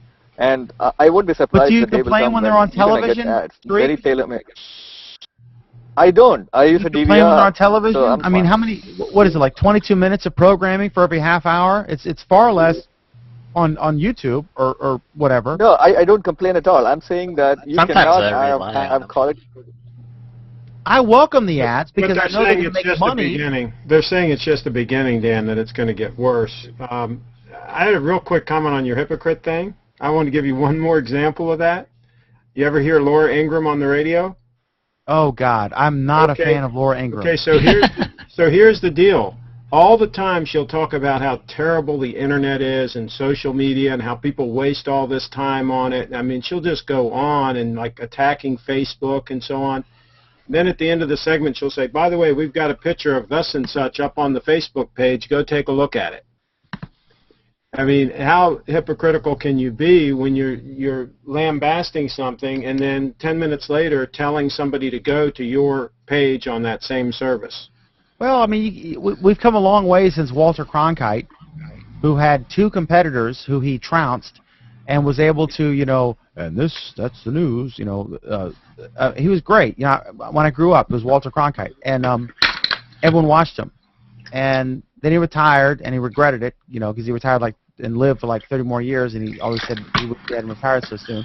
But anyway, the internet came along, and all of a sudden you have Huffington Post and Drudge Report and Business Insider and all these sites, and so the tabloidization, there's too many options.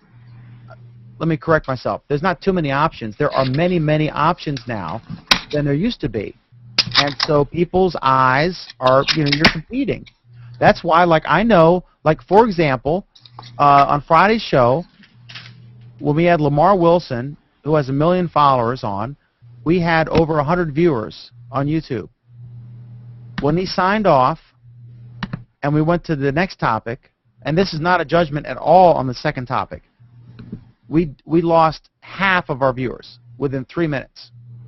And so if you have a celebrity on or a crazy topic, then you get more attention, because we're competing right now. We're competing with lots of other stuff.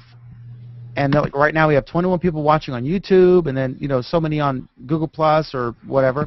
The death of 1,000 There's cuts. many other things everyone could be doing. And so you're seeing the traditional outlets are adopting the techniques that the upstarts are using to compete against the traditional outlets. It's kind of an incestuous thing. But I think the traditional outlets are in deep, deep trouble. I don't think so. I mean, like you see ABC News, breaking stuff on the Trayvon Martin case. You see, CNN getting exclusive here and there. Fox News is dominating cable news, but still not competing with broadcast news. And NPR has good stuff once in a while. Anytime something in the Middle East breaks out, everyone's watching Al Jazeera online. So you still see competition out there, but it's all about the content. Content is king. And it's about having the reporter in the courtroom, and how the hell do you pay the guy if you're trying to get 1 cent per 1,000 clicks or whatever? But what about if that hobbyist is out there with a really high-quality cell phone shooting 1080p video and interviewing the person or whatever and putting it up on the internet, and it happens to go viral, that one particular video, and then 2 weeks later another amateur does the same thing at another place. They're none of them making any money to speak of, but cumulatively you might get the content you want without... It's not the same, though, Craig. It's not the same. I mean, in certain cases, yeah. If you're at the scene of the burning building, if you have the exclusive picture of the person who got shot by the sniper, et cetera, correct. But in general, people gravitate toward trusted news sources like the New York Times, the Washington Post, the LA Times, whatever. I think they're losing the trust, though. I think they're hyping things so much that I don't believe anything I hear on any of those networks. Yeah, but if you're going to read something like I'm a media guy, so I love Brian Stelter. I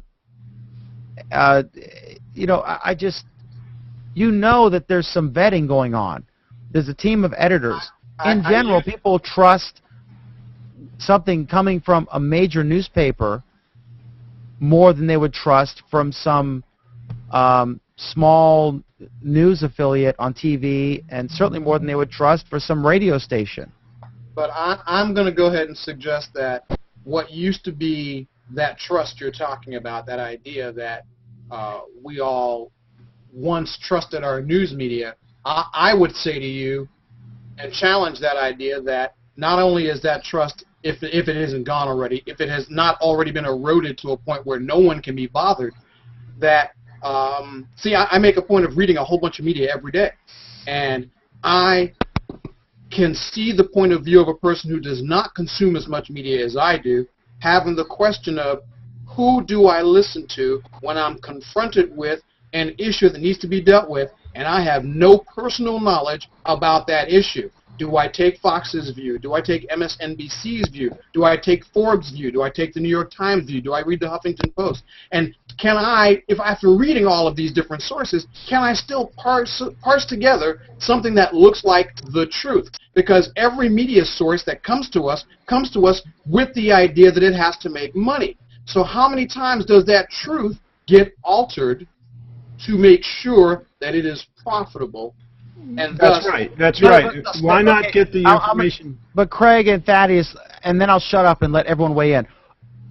There's a difference between if there's some big tech issue going on, and someone sees a post on Google Plus from Thaddeus or Craig or me or whomever, and then they see something on CNET or ZDNet. Which one do you think most people are going to assume is correct? If you see some breaking news story going on, and you see you know, if it's in some weird town, the local newspaper would know. Give if it's a big give an story, example. you have to choose between Breitbart.com's take or Daily Kos or whatever the hell the other side is versus a New York Times story or a Wall Street Journal story. You're going to trust that source better. Come on. Yeah, give an example. In general, there are exceptions and there have been failings, but in general, you would accept that. Yeah, well, Go give ahead, an guys. example. Free for all. Well, give an example of the news story that you're talking about. Give one example. Okay. Let's say that there was this big story that came out about Germany and the court case in Hamburg, where YouTube was sued by the digital rights or the artist rights agency in Germany, and the Hamburg court ruled that they were responsible, but not as a primary infringer, but a tolerant infringer. And there were all these stories, and everyone's trying to figure out, well, what did the guy say? And then my first instinct was, I'm waiting for the Wall Street Journal or the New York Times or the Washington Post or Stern or something to cover this story so I can get the real version versus all of the speculative chatter and SEO-driven, aggregated BS blog posts that I'm looking at now. And so I was waiting for a quote-unquote paper of record, because we know when we print something in paper, it's forever. In the local museum here, they've got every issue we've printed. And I know that if I put my name on something and I print in the paper, I've got to be real careful versus a blog post where I still try to have the same standards. But there's still that, like, when I print it in the paper and 50,000 people are going to read it, that's a big freaking deal, and I'm really nervous about it. I'm still nervous about a blog post. I try to, but sometimes I'll put flippant things or sarcastic things or humorous things that I might think twice about putting in print, and people judge that. But it's all your basis of your reputation, and it's all on your history. People know that in general. Yeah, but I'd rather get the press release from the court itself. If I'm interested in the ruling. Who has time, though? Who has time to read everything? Nobody has time. The Supreme Court is getting ready to make a verdict on Obamacare, and they acknowledge in the proceedings on audio tape that none of them are actually going to read the entire bill. They acknowledge that. Sometimes you got to have someone. You don't have time. Nobody has time to read all the documents for every legal case that we read. Nobody has time to sit and watch court TV 12 hours a day. We have lives, we have jobs, we have businesses, we have wives or girlfriends or whatever. And sometimes you got to choose where to get your information from, and you have to choose a trusted source, and that's your personal evaluation. In general, if this source has steered you right, most of the time you gravitate toward it, and that's why hundreds of thousands of people will pay for the New York Times. I just they think won't pay for NBC 7. I just think those so-called trusted sources are squandering that trust. But then, Dan, you're making my case, because you just said there that these are people who are getting paid to make a decision about something they themselves will not read completely. So then how informed will their decision be? It will be based off of whatever assessment they can make on what they've consumed, which means they might make a decision that affects millions of people without ever having made the full effort to consume the data to make an informed decision. This is my point. How informed is any decision being made when everyone says, I don't have time to read to know whether the decision that's going to be made is going to be made off of facts or my opinion of what I've gathered so far? That's where the legal counsel comes in. This is great, guys. Just let's have a round table. Everyone weigh in or whatever. Weigh in on this and then change the subject if you want. Let's have a real discussion here. I think a lot of you guys. I would trust a hobbyist.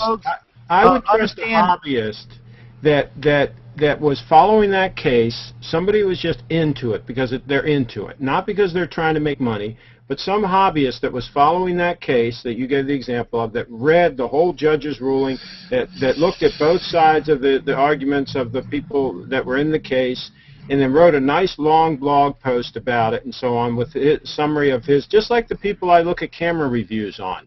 Most of the people I review, I look at a piece of equipment, an unboxing and a review or whatever, are doing it just because they're into it, because it's their hobby, and they really enjoy it. I would rather take that guy's word on something than some write-up in the New York Times, review of the iPhone 4S and what this guy in the New York Times thinks about it, because I don't know who's paying for the butter on his bread. Okay, let me go to a couple comments here and make one note. I'm not going to read the latest comment. Talk about more popular stuff. The Google Whitespace is just begging for ads. They specifically said that will not be used for ads. I think they're planning something and they haven't announced what it is. And then there appears to be some offensive comment. It should be possible to do ad block on streaming video with some kind of content recognition and replace commercials with, for example, with Wikipedia text to educate people. Well, that's an interesting, albeit far-fetched idea.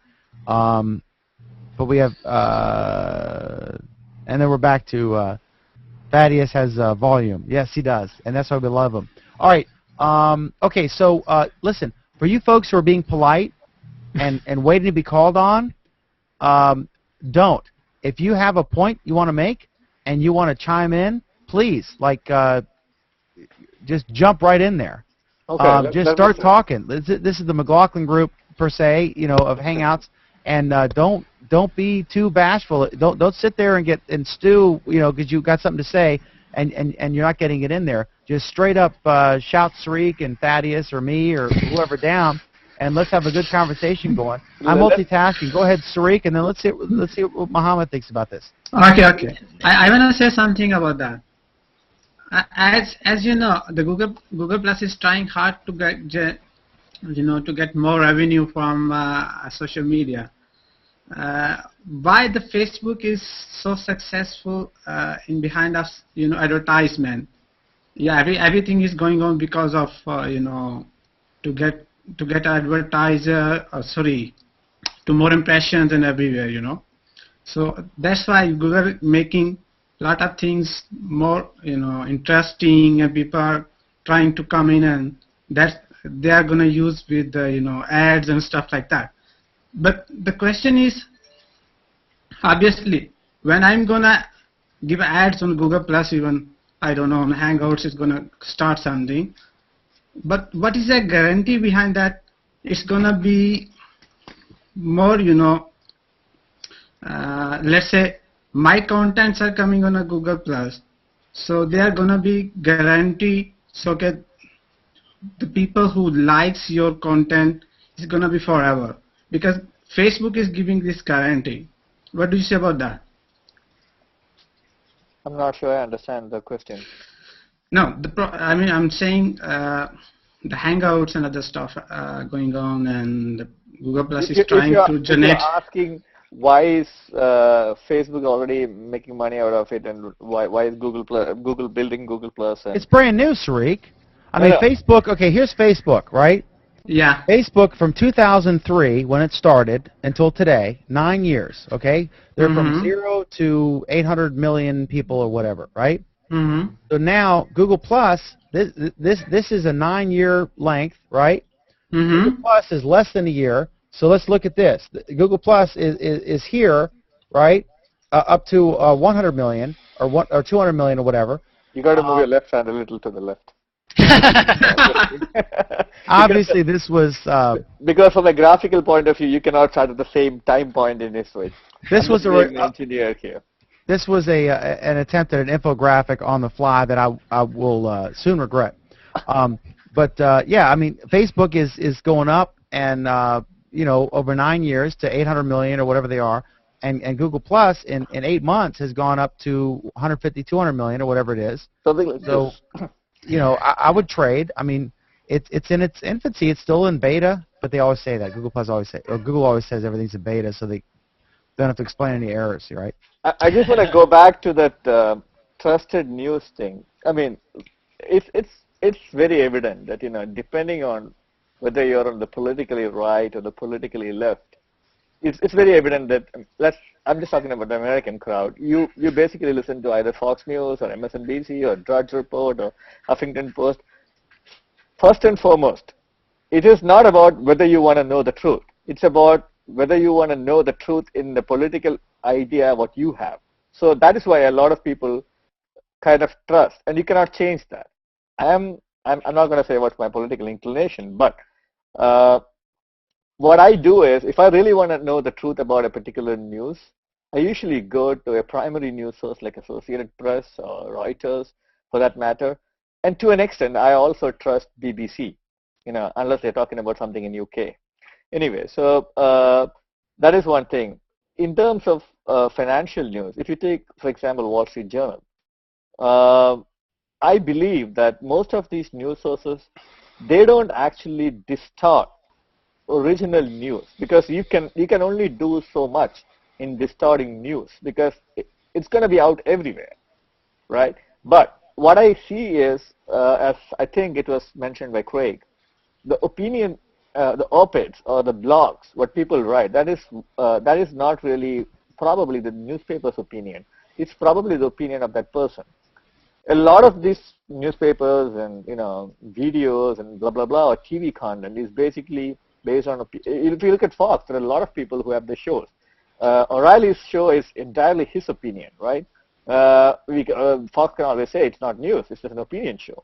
So that is an entirely different thing.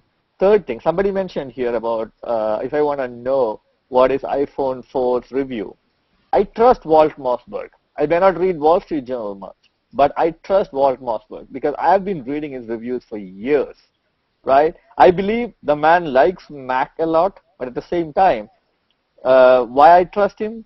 When I think Windows 7 came out, a person who doesn't use Windows software for life gives a great opinion about it. So over a period of time, you began to trust someone's opinion, and you kind of stick to it. Now, what else was that? Going back to, so yeah, there is no such thing as trusted news because I don't think the major news channels in the world or newspapers, whatever, they try to distort the actual news. But in terms of how it affects a particular community or their political agenda, that is where the twist comes in. So it is up to you to choose whether you want to really watch the show or just stick to the news. That's my opinion. What Shriek said, I pretty much agree that if you lean left, you gravitate towards left-leaning news. If you lean right, then you do that with right-leaning news. And that proves that neither has true credibility. No, in terms of news, that's my argument. You cannot say that. In terms of actual news, there is only so much a news outlet can distort it. Because, simple example, the example what Dan gave, whatever happened in Germany. Well, forget about Germany. It's outside the U.S. and it's not going to be a political problem here. Think about I don't even have an example. Anything happening, for example, in New York City or whatever. If a credible news source like Associated Press, put it out there, how much can Fox News distort it to the left? I'll give you a specific example of how they can distort, and it's not. Some people would not even call it distortion, but I'll give you an example. When those tornadoes went through, a few weeks back, and like 30 people were killed, in a big, huge area. Okay, nobody comes on the news and says, statistically speaking, if we didn't have any tornadoes in the same area, if we had no bad weather at all, if it was a nice day, and everybody was just going on about their lives as normal, more than 30 people would have been killed in car accidents because they would have been out and about doing their thing. So actually, fewer people died on this day because of the storms. No media outlet is going to say that because that's contrary to what they want to do. But they want to scare everybody. News. That is sensationalized of news. it is irrespective of which. It's distorting, if you ask me. It's making statements that are really not true. It's basically saying that a whole bunch of people are getting killed, and it's not putting in perspective. And so, and I could go on and on with examples like that. When hurricanes hit Florida, a lot of times they'll show stock footage of a previous storm because they can't find a house that's been destroyed. I mean, they'll do all kinds of things to get people to keep watching so they can see more details at 11. Right. There's a difference in what you're saying in terms of trying to get readers' attention with sensationalist headlines, which is as old as the printing press, and very akin to SEO. And what Sarik is saying, that a large number of people are finding that there are certain outlets now that play to their contextual beliefs. A great example would be creationism versus evolution, in that people of different religious persuasions or non-religious persuasions view news events differently, and pigeonhole their coverage, and so they will watch outlets that cater to that view and present topics in that context. So you'll find Republicans will spend more time on Drudge Report, and Democrats will spend more time on Huffington Post, and Huffington Post will do a headline saying that Barack Obama has finally come around on health care, and millions of people have new health care, and then Drudge Report will talk about that he's racked up $1 trillion in debt to the Chinese. And so both audiences want to view the news in that context, and now they have that option. And it's good that there are various options, but when you have certain news stories, what Sarik said is important. You tend to cultivate, like what he said about Walt Mossberg, you tend to cultivate certain trusted sources that you either agree with or view as credible, and those are very different things. And then you tend to trust them in the future when stuff breaks, and you tend to wait, I really want to read Walt Mossberg's take on the Germany story. So, but they're two different things. One is contextual delivery, like Fox News versus MSNBC, and the other one is what Craig was talking about, which is a New York Post style headline written to draw in readers in a very competitive environment to pick up that paper versus the other one. So they're two different things. I'll give you one more example, just one more example. Hurricane Irene came up the coast. They were predicting all this rain in the Baltimore, Washington, D.C. area. They're predicting all kinds of stuff was going to hit Manhattan. At early time, they were actually predicting the hurricane was going to hit Manhattan. We did a hangout that night. We had people all up and down the East Coast. We had some people in North Carolina. We had somebody in New York City. I was here in Maryland. And we were actually looking out the window and looking to see what was happening. And the one in North Carolina was saying how much rain was coming down, how much wind was blowing. They were looking outside. And what we were reporting live in that hangout during the whole time this thing was happening was 180 degrees the opposite of what the media was reporting. The media was reporting all kinds of huge wind gusts in different areas and all where we weren't seeing them. And, I mean, they just totally missed it. New York didn't have any flooding at all. They were predicting all this flooding in Manhattan and everything else. We had people there that were looking outside and saying, this is not happening. So, actually, we had a lot of flooding in New Jersey. Okay, but they didn't in Manhattan.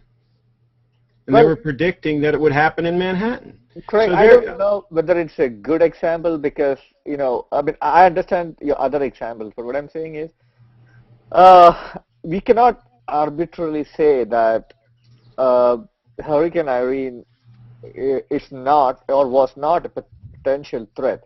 If Hurricane Irene had lived up to the expectations of what the meteorological department was saying, then you would have seen the same effect what the news media was publishing. Yeah, but we were seeing actual reports at the time that were not true. We were hearing them talk about, wind speeds and different things like that. And what they would do is they would give ranges of winds here and there and all, and no specific data. In other words, they weren't going to an airport, a local airport, and saying, what is your wind gauge saying right now? And they weren't looking at rain gauges and saying how much rain. They were guessing at it. And they were reporting it in such a way that it was fact, that this is what is happening. I want to know how many inches of rain is falling. I want to know the actual wind speeds. I want real news. And the only way I was getting that was in the Hangout. I wasn't getting that from the media. And, I can say that in New Jersey, where I live, we were under the potential threat, the main path of the hurricane. Yep. And then I can tell you that early in the morning, we were actually hit for like 15 to 20 minutes. And it was exactly like how they said. I actually couldn't even go out. And water started pumping in under the door. I mean, it was crazy. And then everybody got scared. But it just lasted for 15 to 20 minutes. I cannot imagine how bad it would have been if it actually lasted for a few hours. It was one of the... And I'm not saying that the hurricane wasn't a big deal and that some areas weren't hit hard and so on and so forth. But what I'm saying is when it was happening, we were not getting factual information from the media. The only factual information I was getting, and we were cruising you can see it. We recorded the thing and I put it up. We were cruising all the websites. We were going to actual weather, sites for different towns and things. And where we were getting the data was going straight to like an airport's website or something like that. We had to really ferret out the information. We couldn't get it from the blogs and from the mainstream press and all that. All they were giving was guesstimates. Absolutely. And so I would have much rather been able to see actual measurements of what's happening here, what's happening there. Here's the progression of the storm. Even the progression they were showing on some radar models and things like that were not real time and were guesstimates and things. I want real news out of these people, and I wasn't getting it. Can I say something? I'll give you an example. What if I told you 133 people die every day in every state of the United States? Would you consider that news? What's the count again? 133 people die every day in every state of the United States. I wouldn't consider that I would call that a news. statistic. Yeah, Right. I would consider that more of a statistic. But my whole point is just that. You would consider the lives of 133 people in every state of the United States a statistic because they're not you. If it would only be news if it was changed dramatically through an event.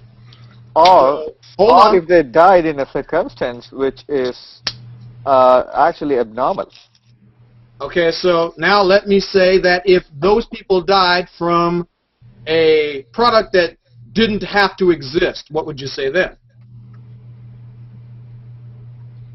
That is news. That starts becoming more newsworthy, more interesting. So that becomes more interesting to you then. So what if I told you that this was one of the most profitable substances in the United States that's killing those people? What would you say to me then? They would have to prove it. We've proven it. It's already been done. Why isn't it news? Well, if it doesn't sell soap, for the mainstream media, if they can't make money off running the story and running commercials against it. Also, corporate interests. Then you've already made my point again.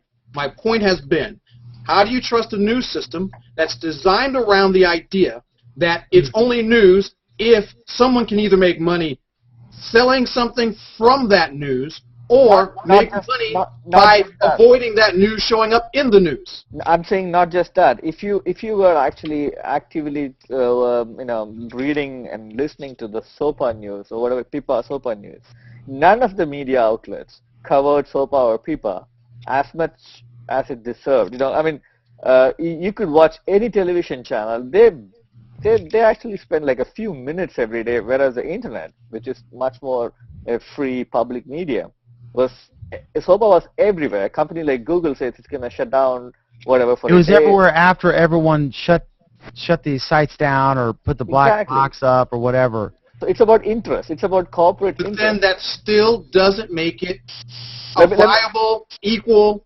distributed news service that's providing news. Absolutely not. Let me give you a simple example. Fox News. Fox News, what is the arm of Fox News in the UK, Sun? I forgot. There was a huge scandal what's it, hacking into the phones of somebody, blah, blah, blah, etc. How much coverage did Fox News give that to in the US? Very minimal as opposed to what they give, because it's against their interest to tarnish one of their subsidiaries. So it is a private business. It's a private company. They will discriminate. Absolutely, they will do that. You can't do anything about it. Then how is the news in the best interest of anyone listening to it? That's my whole point. That's why I don't even watch the news, honestly. I don't watch it. I'm just not interested in it because, and it's really started when all the news was just scare tactics. Scary about this, scaring about that, oh my this, oh my that. You know, it's all it became. You know, I subscribe to text alerts from CNN on my phone. And gang, I can't believe how many text alerts I get from CNN involving Hollywood. Okay? You know, I mean, and I guarantee you they're pushing these alerts to me because people do care about what somebody has done in Hollywood that's done something stupid, you know? That's true. So Dan, this is a perfect example of what I was talking about hobbyists. Correct me if I'm wrong, but you're not paying anybody in this hangout to produce this show, right? Correct. And you said that you make a total of a couple $100 a year off the internet, so you're not getting paid anything. And yet this is a fantastic show. And you've taken these 9 people or whatever number of people there are in here out of the market as far as we're not watching Fox right now, we're not watching CNN, and anybody else that's watching this live is not watching those things. And anybody that watches this later on is not watching those things. And as this starts to catch on more and more and more, and there's 1,000 Ann McDermott's doing this, not that there's going to be 1,000 of you, but you know what I'm saying. There's no barrier to entry here. Anybody can start doing these shows and will on various topics. And more people are going to be taken away from those other sources because of all the things we've been talking about here. Yeah, I'm a hybrid. I'm an old media guy. I'm, you know, a captain of a dying industry. I'm on the Titanic, right? According to popular legend. But I have a successful print newspaper business that is expanding. In fact, this last month we had our best month ever. So we're, you know, introducing new newspapers. We're growing while others are dying. And that allows me the luxury to spend a lot of time here because I have a successful print newspaper business. And visit Oleg in Seattle. Huh? And visit Oleg in Seattle. I should fly out to Seattle and maybe start a newspaper in Washington State, where we don't have a presence yet. But at the same time, I'm able to do this, and it is. But you have to put this in perspective. What we're doing now is like when television first started, and all the radio guys tried to do television, and they were like, how do we do it? You know, we'll have a desk and we'll read our copy, and then someone invented the teleprompter, and you know, that sort of thing. That's what this is. This show right now, in 10 years, will look like the very first television news broadcast, where you had a guy with a mic just like this, and he had a little sign, you know, hanging here, and it said CBS Evening News, and they basically did a radio show with a TV camera in front of them. So that's where we are now. This will be very antiquated and funny to laugh at in Jon Stewart fashion in probably 2 years or 10 years. So, yeah, you're right. This is a learning experience for me. This is trying to figure out how to do a good show, and I've gotten a lot better than when I started. And the panel, a lot of you folks here now are in the panel, and so it's progressed.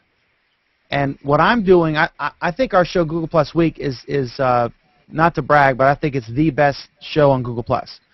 And so it's a learning experience, and we keep improving as we go.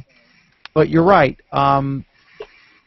You know, we don't know exactly what to do with this. We're playing with it. We're trying to figure out how to do it, and there's bugs and stuff that happens.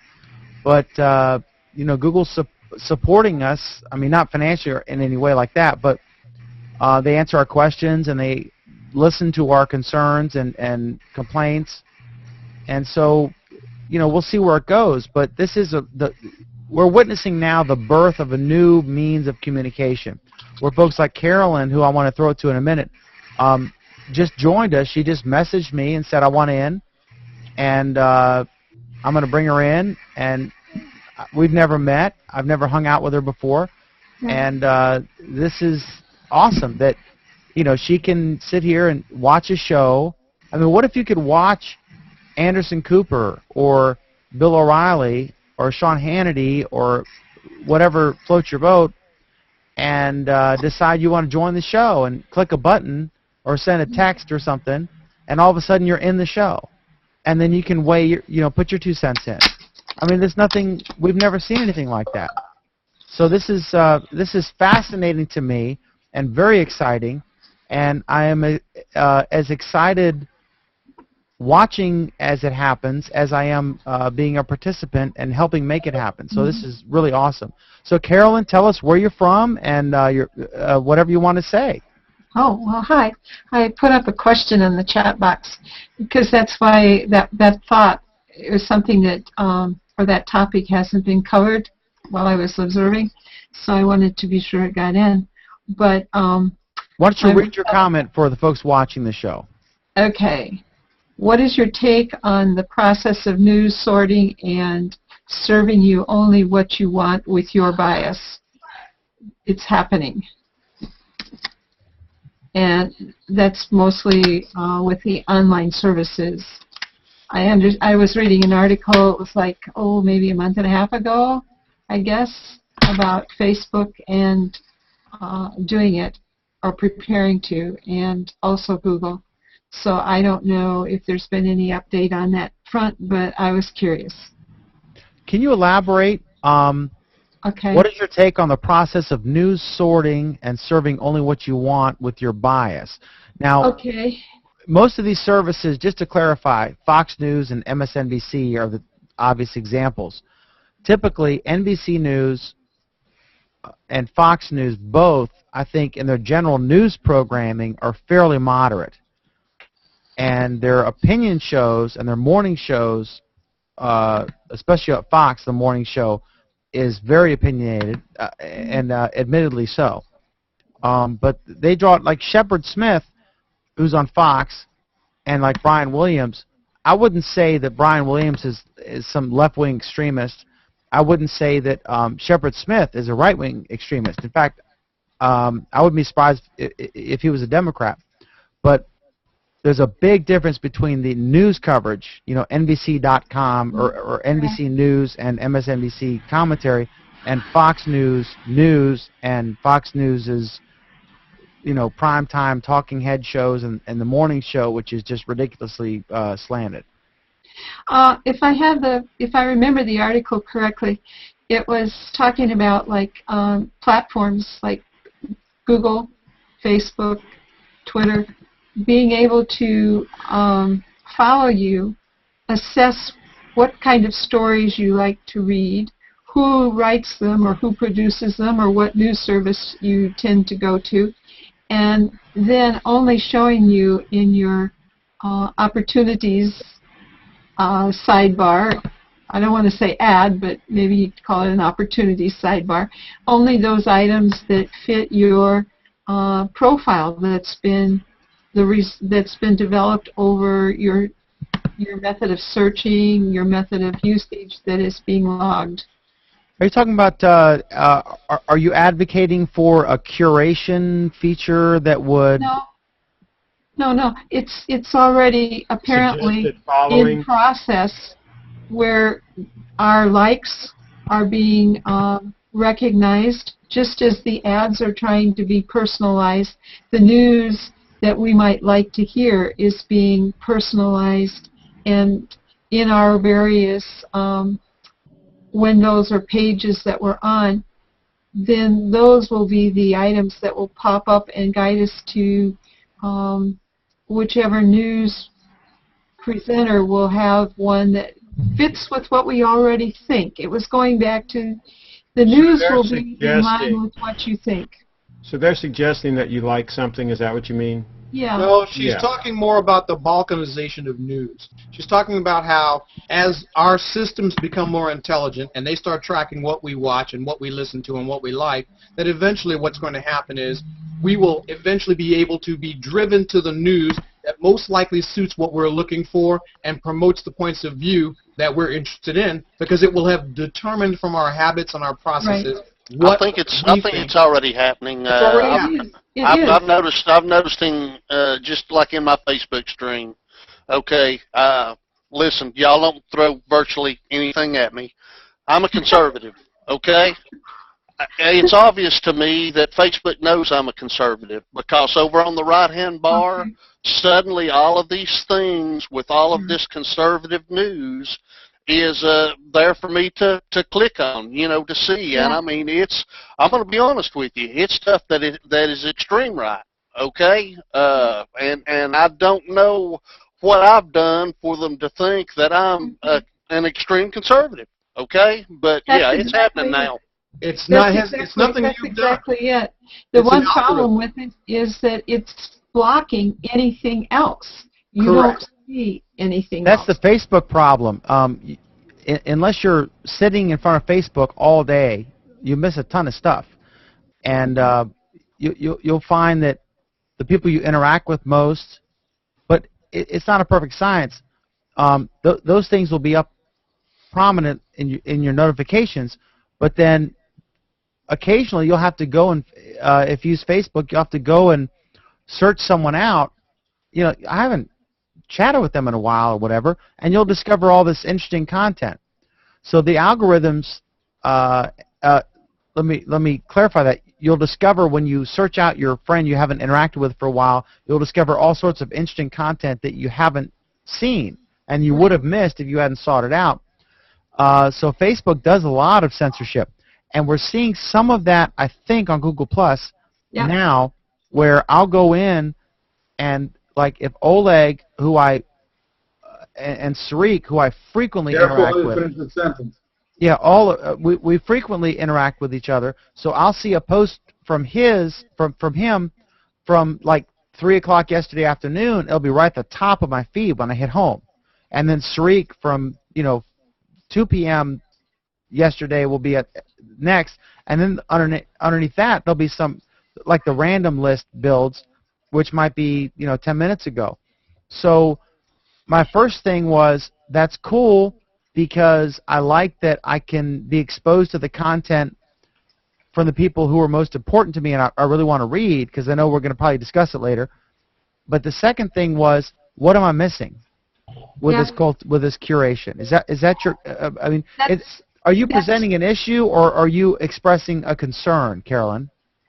I'm just presenting the issue that I had read, and then I haven't seen anything or heard anything in news items to follow up on that. So when those kind of things happen, it's like, oh, that shouldn't have been let out there. Let's not say anything more about it. And so, but I remember it, and so I don't know whether I have been not seeing it or whether it just hasn't been there. But one of the things that you were saying that triggered the thought is on your Gmail account. That whole idea of selective who's going to pop up first in your email list. And if you turn that on, then anybody that you receive email from will have a, I guess it's done by algorithm, and they'll say whether this person deserves to be on the top list, so they are the first ones you see. Like you were saying in G+, I've seen it more in Google Mail or Gmail. But do you like this, Carolyn, or not? What's your preference? Would you rather I see turned it happen? off. You'd rather not see it that way. I turned it off simply because if you're in my email list, then I want to hear from you as you come, you know. If it's important to you, and I would like to know about it today rather than trying to dig through 5 days worth of email. No, I understand. No, but I mean the point about news being tailored to your liking. Do you like that concept or not? Oh, I think that it's, no, I don't think so, because it's defining me and it's blocking things that would be interesting to me. I'm not into debate. I'm into dialogue. And when you're into dialogue, then you really want to listen so closely to what someone is saying that you risk that you'll be converted to their point of view. And the reason it doesn't worry me for that is that if my understanding is strong, then I don't have to be concerned what someone else is going to share with me as far as losing something, my grasp on my own reality or sense of it. But I can also learn something, and if there's an element of how I'm my perspective that is incorrect, then I have an opportunity to update. Whereas if I was just holding on to that position that the news would be, and this news sorting that I brought up is driving me into, then I'll never be able to correct my perspective. That's true. See, the unfortunate situation is such that the majority of the people are not like you, unfortunately. And you sound like a very open-minded person, which is to me exactly how everybody should be, but they're not.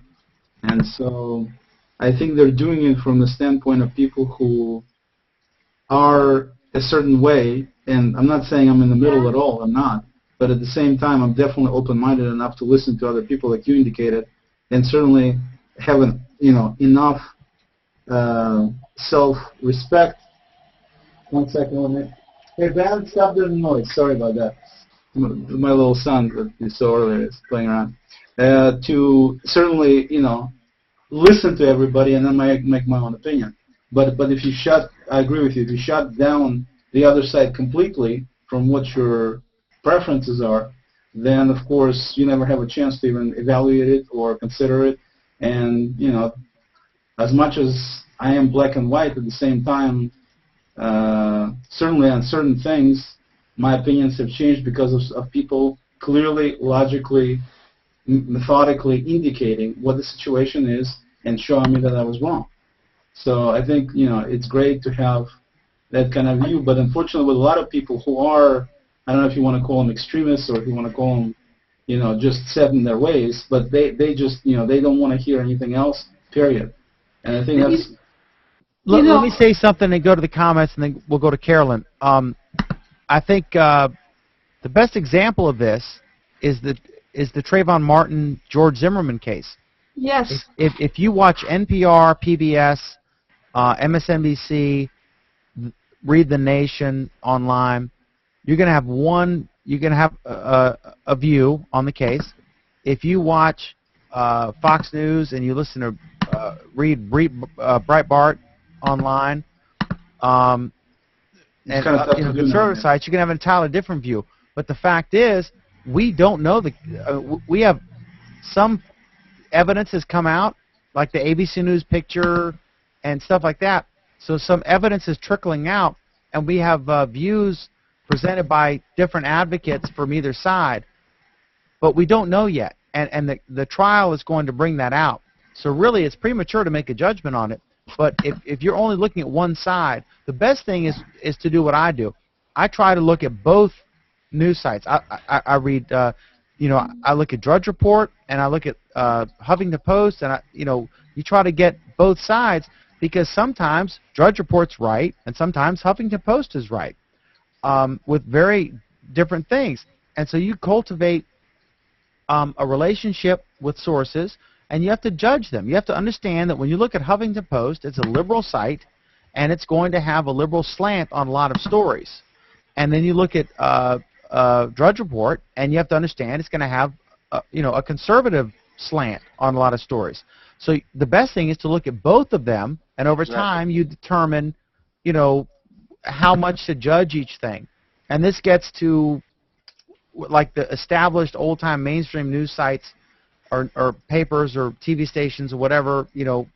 Over time you develop an ability to judge them on their weight, and then you will cultivate certain sources that you really think, I really think this guy or this woman, really has a clue, and you're kind of waiting for them to come out. And that's what I experienced with this story about the German court case. I was hearing all these things about different quotes and then contradictions, and I was like, I really am waiting for the Wall Street Journal or the New York Times, the Washington Post to come out with something from a reputable writer who I know is going to do the homework before they publish. And that gets back to the previous argument about the importance of well-funded and competent sources that have a reputation. So you can, okay, I appreciate all the chatter on the blogs, but I don't feel comfortable going with this yet and formulating my own opinion on it yet, because I don't have time to read a 100-page thing in German, and I don't speak German, so I got that issue, and on and on. The only problem with that, Dan, is all of these newsrooms that you're mentioning, the Washington Post, the New York Times, they're all cutting back staff tremendously. They're cutting back staff, and there's a great post on that. I want to get to comments now, and then I'm going to throw it back to the room. The problem with that, Craig, is they do these buyout offers, and the people who can't what's that? I'm getting a noise. Is it from Craig? No, some keyboard. Oh, okay. From Mohammed.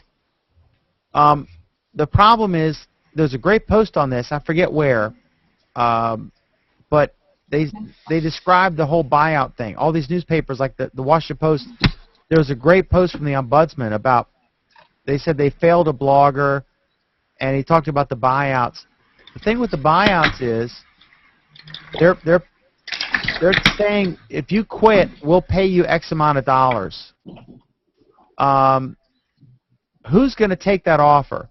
The person who who's talented and really good, and has headhunters approaching that person. They are going to take the buyout and go to the New York Times or LA Times or whatever. The person who can't get hired somewhere else and is not that great a reporter is going to stay, right? So the buyout thing, largely based on union rules, is just decimating, and then the people at the head make a fortune, and it's just an absolute disaster. They're cutting the wrong things, and that's a whole different discussion. But let me look at the comments here. How do you know? How do you know what people are doing? People multitask all the time. I've never been in a hangout, but I'm sure people could be watching the news in the background or scouring sites. Also, does one come to a conclusion? How does one come to a conclusion whether it's trustworthy online? My advice there is don't believe anybody until you judge for yourself over time whether someone, typically right, and everyone makes mistakes, but that's a personal judgment for you to make. So cool, thanks. How do you join? Look at the comments. Right, Craig is generally considered trustworthy. Oleg, I'm just kidding. Oleg is very trustworthy. I think we get saturated with the politically motivated news from other media that I think seeking news from other sources actually balances out the bias. Search Google Plus for Dan McDermott. There you'll find a link to join. I think as long as the preferences of news remains with the user, this is okay. Yeah, the best thing is there are multiple points of view represented. There's Al Jazeera, there's Fox News, there's MSNBC. I think it's fantastic because whatever you're looking for, you can find. This is to Carolyn. She's allowing the wrong cookies. I never see any of this. I wouldn't hold that against you being conservative. I don't know. What you've done is, that's not necessarily aimed at you. They're saying that you're allowing the wrong cookies in your settings. I don't know. Oleg can probably weigh in on that better if that's accurate. No What you've done is, I'm not sure what you've done is not taking responsibility for what you allow to happen while you're on these. Too much they're putting on Carolyn, but basically, Carolyn, are you familiar with cookies or not in browser? Oh yeah. Hang on, Oleg. Let me finish these real quick because I'm going to lose them here. Folks who allow themselves to be tracked, blaming the trafficker for knowing stuff about them, crack me up. They're talking about cookies, and that could be. I don't think that. I think we're getting off the weeds on that one.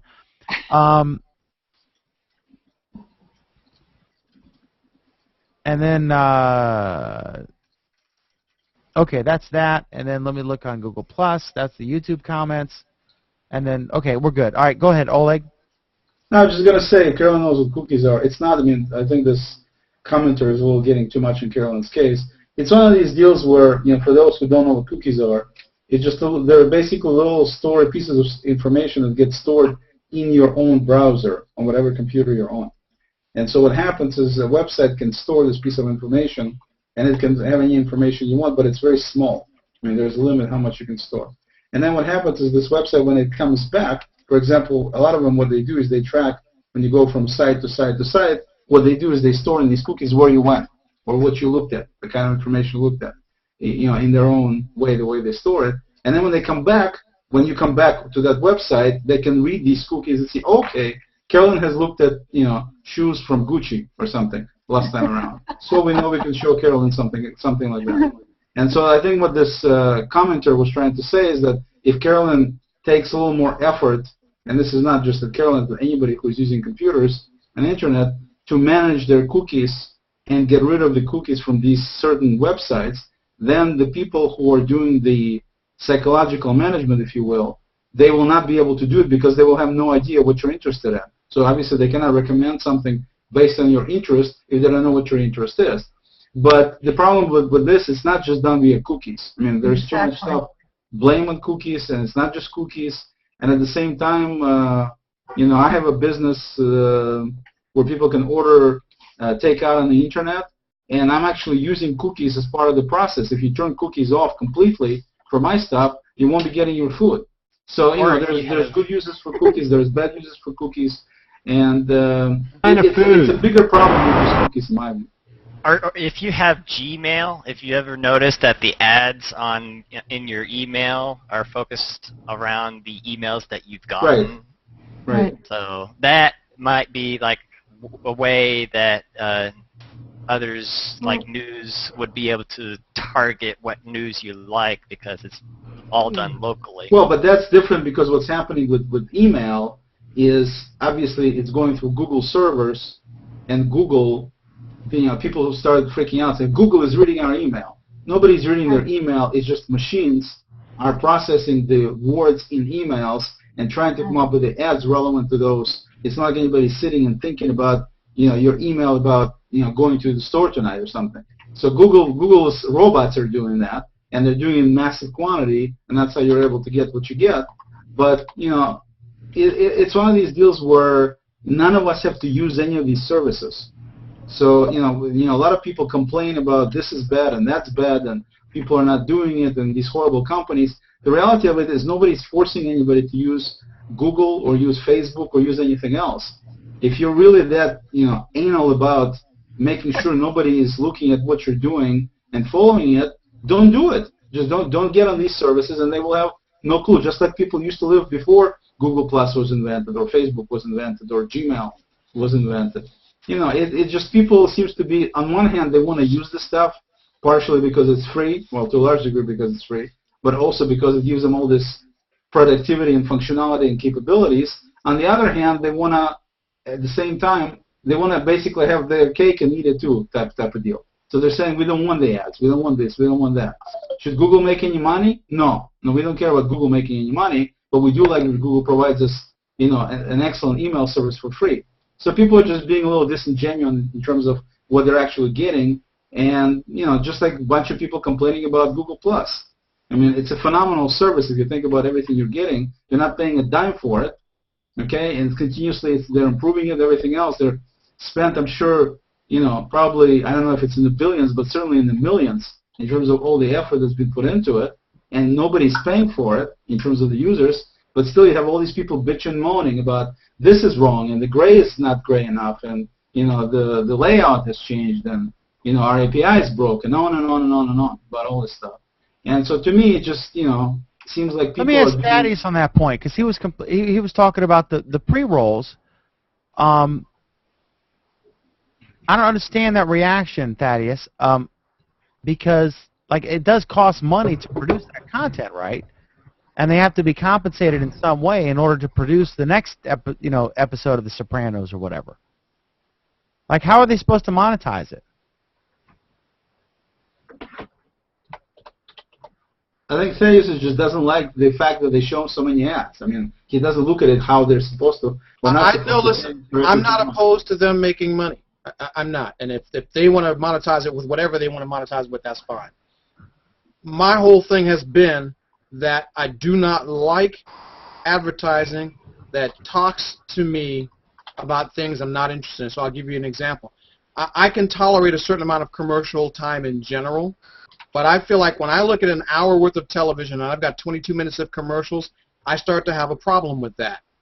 It feels to me that the real goal of television has stopped being about entertaining me and it's more about selling me stuff. And any half hour, I've got 22, or any hour of commercials, I got 22 minutes of any hour of commercials, I got 20 hours of show, I got 22 minutes of commercials. We are moving away from entertainment, and we're moving towards selling me stuff. And I feel like at the point where I'm splitting my time 50-50, I could just as easily split my time doing something else I would rather be doing and never have to put up with commercials. As a writer, I've gotten to that point. I TiVo most of what I watch on TV. I only watch 6 hours or so, give or take. So I TiVo it all now. And then I spend my time creating what I want. And then when I want to watch TV, I go watch the few hours I watch and fast forward through the commercials unless they show something that amuses me. I actually watch them as I skip through them. And if I see something that amuses me, I stop, I go back, I watch that commercial and go, that was interesting. And now I move on to wherever I'm going. I know they got to pay their bills, and I accept that there are people who are sitting around wanting Cialis, and they are wanting the Hair Club for Men, and they are wanting the latest tampon commercial, but I'm not one of them.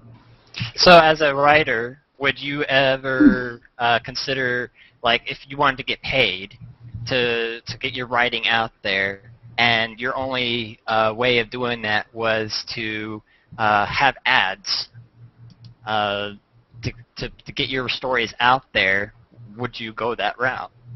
Would I get to pick the ads? Yeah, yeah, because every all the news companies and all the programs that you watch, they actually select what ads they put in and they edit it into that story. Because I have a friend who's an editor and he gets all the commercials and he actually edits it into the program that he's editing. So you do get to select. If I get to pick the ads, then yeah, I'll have a little bit more tolerance of them because I won't pick the ads that offend me. How will it make a difference to the what I like will not be offended either. How will it make a difference to the reader? Because something that doesn't offend you may be offensive to me. I may not like that. I can only go from my own experience. If the Hair Club for Men works for you and you were looking for Hair Club ads, then my advice is to go to those shows or go to those books or whatever that promote the ads that you're looking for. But I don't see a whole bunch of people going, you know what, man, I watched Fringe last night, and those ads were the bomb. I don't care about Fringe. I only care about the ads. Nobody says that. I watch Fringe for the ads. No, they watch Fringe for Fringe. So if there's an ad that shows up, the only time anybody ever talks about advertising and they are actually concerned or like the advertising is the Super Bowl. This is the only time I ever hear anyone go, man, the ads were awesome. Other than that, ads are unpleasant and tolerated, and they have to be dealt with as just part of getting my show. I'm getting my show, I got to put up with those ads. And that's fine, but I don't feel like every hour that I spend watching television should not have 22 minutes of advertising in it, because that basically steals from me my time. You should move to London. What about the perspective of the person with your writing, or say you're publishing it on video, and a person has your perspective, and they just want to fast forward through all your ads. So you're not basically not going to get paid for that person for seeing their ads, because they're not going to go and consume whatever the ad that you had agreed to put in with your story. So everybody's fast forwarding through all the ads that doing that now. They're paying you. Then that means your structure is, if everyone is doing what we're talking about, if everyone says, here's advertising, let's fast forward through it, by definition, wouldn't that tell you there's a problem? Wouldn't that say, wow, why don't I look at the model that I'm using and see if I can find a model that will make people want to be involved with my issues or my product? Because right now, the model says, I got 22 minutes of ads, I've got a show. If you want to watch this show, you've got to watch 22 minutes of commercials. At some point, people are going to say, how much is my life worth to me that I will avoid these commercials? Should I pay more money? Because once upon a time, I paid for cable and didn't get commercials. Anybody remember that time? HBO? But I was just going to ask you this question, and I see your points, and I don't disagree with them. I just want to put that out there.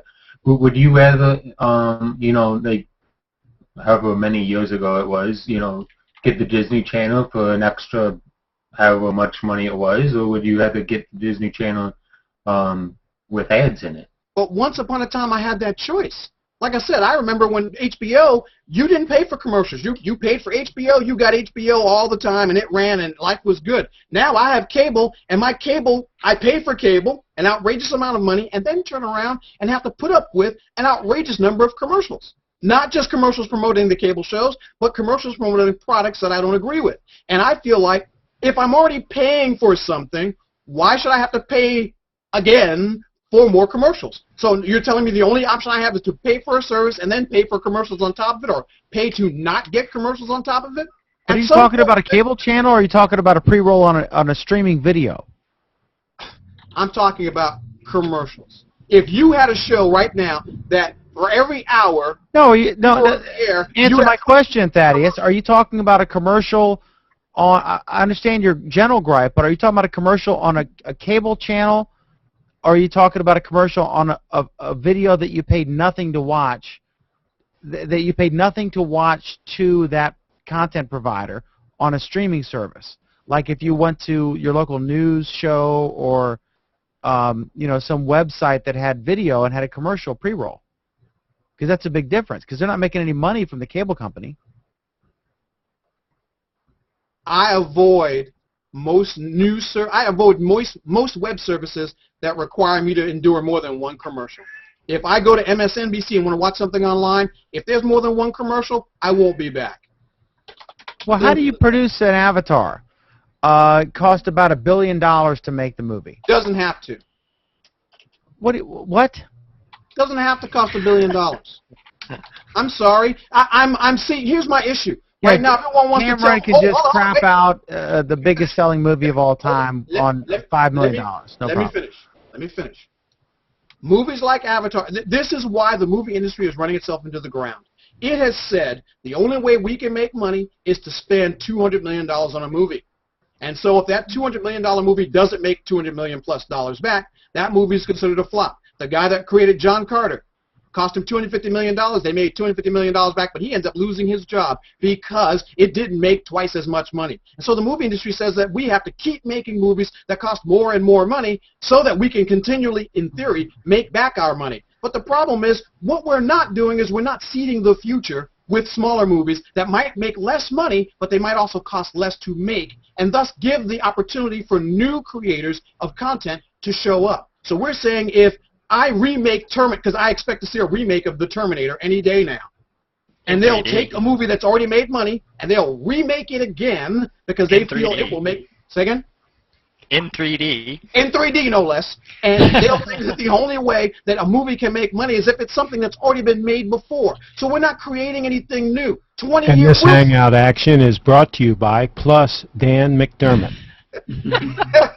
So we've got movies right now being made from movies that were made 20 years ago. So what it's not all of them. Now? I'm sorry, it's not all of them like that. No, dude, but you got to understand that that's enough of them. There's enough of movie companies are not taking any risks. They're afraid to take risks. They're saying, I can only make a movie of something that made money before. I can't make anything new because people won't go to see it. But the answer is maybe they will, maybe they won't. But you shouldn't spend $200 million on a guess of whether they will or they won't. You spend business. What are you talking about? That's crazy. That's nonsense. That's greed. That's greed talking. What's wrong with greed? What's wrong with greed? What do you think motivates people? I mean, do you want to live in North Korea or the United States? Greed doesn't motivate people. Nothing wrong with greed. I mean, greed doesn't motivate people to go to work. No, it doesn't. Why do people go to work? To get paid? They have no choice. Oh, they're greedy. People are motivated by passion. To get paid. This is crazy. They have no choice. I would rather go to a job that I enjoy doing, that gives me satisfaction, and pay me less, than to go to a job that pays me lots of money, but I hate the people, I hate the workplace, and I hate what they produce. That, to me, is what's wrong with this. That's an extreme example, but you're spouting nonsense again, Thaddeus. I love you, but I'm telling you that, like, to say that, you know, you're going to work for any reason other than you're getting paid, I mean, I'd much rather sit on my ass at home than have to work. Does anybody know who Dan Pink is? But Dan, does anybody know who Dan Pink is? Don't you agree, Dan, that some people are motivated by passion? Absolutely. I mean, that's why I do Google Plus Week and all these shows. Yeah. I don't make a dime from it. Yeah. It's fun. I get to interact, and I love arguing and debating. And Thaddeus, of course, is just like just add water and you got an argument. And you do a great job, Dan. You're doing a great job. Thank you, but I'm not motivated by money, and I receive I spend like $200 a month to do the show and I make like $200 a year, so it's not a financial. No. Hold on a second. But see, you're proving that does not mean that Dan wants to publish his newspapers for free and give it away. And no, I do that to make money. Send money to eat. Dan, Dan, you're proving Thaddeus's point. I doubt that. Is that what he's saying is that a high-quality movie could be made just because people are passionate about it and they want to do it, not necessarily because they're going to make a whole lot of money. I'll tell you what, Craig and Thaddeus, why don't you guys make the next Avatar and blow James Cameron's figures out of the water? Okay, why don't you do that? Wait. Hold on. Hold on. But you know what? I think that he's right to a point because, you know, why are you spending so much money on Avatar? I mean, let's use the same director here. You know, you have Avatar, which they created. I don't know. Right, but I mean, but then you also have, you know, James Cameron that created Titanic, which made, no pun intended, a boatload of money. I bet you. Right, so, did you see what he just did there? Yeah. What he did there? But I bet you, and obviously we can figure this out later, but I bet you Titanic made a higher percentage of money than Avatar did. Yes, it did. Look, I mean, the bottom line is all these figures are adjusted for inflation or not. So really, like Gone with the Wind made a huge amount more than Avatar did. That's right. If you adjust. And it's still making money. What about Blair Witch? Yeah. By the way, Cameron did not get a salary. The thing is, who are we to tell a creator any more than we can tell Chi-Chu and Larry Page and Sergey how much to spend on Hangouts? It's none of our damn business. We can choose whether or not to pay the ticket for the movie. And I went and I watched it in 3D, and I was absolutely blown away. It was like the most amazing experience since I saw Jurassic Park. We are not invalidating Avatar. We're not saying that, Dan. You're not giving. But they have every right to spend whatever the hell they want to spend. Well, listen to me. Listen to me. Just listen to me for a minute. I'll give you an example. Someone mentioned the Blair Witch Project. Does anybody know how much money the Blair Witch Project brought in finally? Yeah, but that's kind of typical. $6,000 movie that made millions. I mean, clearly that was $10,000. It cost $10,000 to $25,000 to produce. The movie made $248 billion. Million, not billion. Sorry, $1 million. Now, why is it that we can go ahead and say the Blair Witch Project, no matter what you thought of it personally, because I thought it sucked, but why is it we're saying that the only kind of movies that can come out of Hollywood are movies like Avatar, which cost $150 to $200 million. But that was cutting-edge technology. That was cutting-edge technology. Can I finish? If every movie costs that much money to make, the movie industry is dead. But they don't cost. Come on, that's ridiculous. You're a journalist. You know better. That's ridiculous. But my point is, let me ask you a question. Listen, there are some look, and then Oleg. There are some the Super Bowl commercials you referred to earlier. There are some that are cheap, okay? But then there's the Geico lizard, and there's the baby, looking at the breeding animals, and it's hysterical. Those things cost more money, especially the first time they make them. How do we make a baby that will never age and we'll be able to use it in a 2-year-long ad campaign? How do we do that? That takes money. It takes money to figure out how do we make a lizard that's very lifelike and will sell car insurance, and you'll be laughed out of the room. But then when they see it, they're like, "Whoa, that's awesome." Then there's the stupid ads that you see, like some GoDaddy ad that's just a formula BS ad. Those cutting-edge new technology things take time. Also, you have to budget for your attempts at developing the technology that don't work, and then you have to start over and try this other approach. Oh, that doesn't work. Oh, finally we got the guy to move right. And you're spending all this money creating a whole new thing, just in the same way that George Lucas did with with the models and stuff. So how can we sit here not in that industry and judge what they spent? Because I know there was a microscope on them. Rupert Murdoch was questioned repeatedly about the spending on Avatar before it came out. There was lots of concerns from shareholders and news stories about it. Not far removed, I remember reading the news stories that were critical of all the spending on Avatar before it hit the theaters, that were not far removed from the Google Plus as it goes town in 3 minutes, versus 17 minutes or whatever the hell it was. So I remember reading all that, and then I remember thinking, I was watching it, I was like, you know what, James Cameron's got a pretty good track record. I think Murdoch is on to something here. I think I'm just going to wait, like in the Zimmerman Trayvon story, I'm going to wait till the facts present themselves in a court. And when the thing hit theaters, it blew every record out of the water. It exploded. Well, let me ask you. Go ahead, Oleg, and then everyone else. For you. Why are you charging for your book?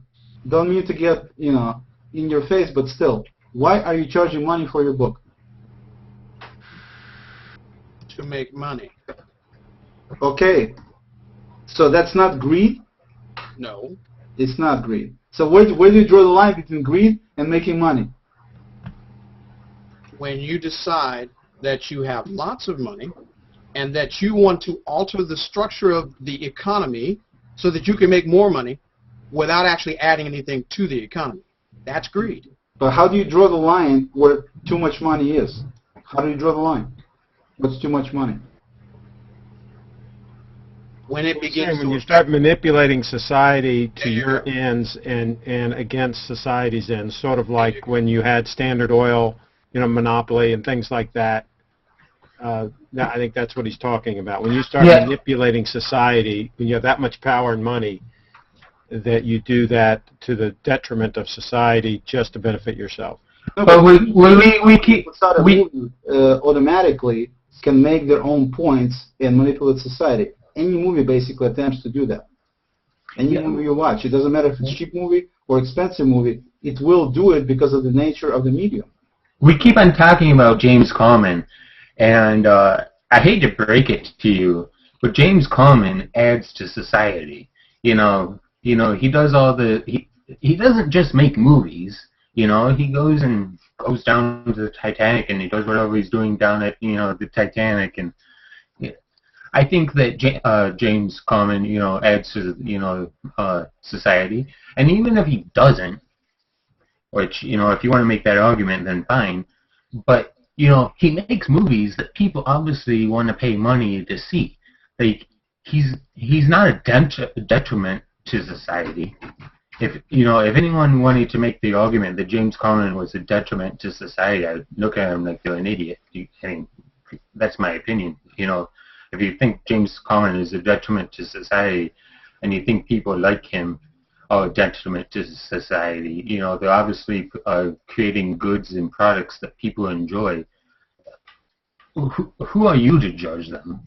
It's not so much that, Anthony. It's one of these deals where the guy creates things, like you said, that people like, and he does it. He did the Titanic. He didn't get a salary. I don't know if everybody knows it or not. He did not. He made a ton of money, but he did not take. He took $1 as the salary for Titanic when he was making it. This was his way of basically saying, I believe this much in this project, and no, you don't have to pay me. And then if the thing becomes a flop, then it becomes a flop.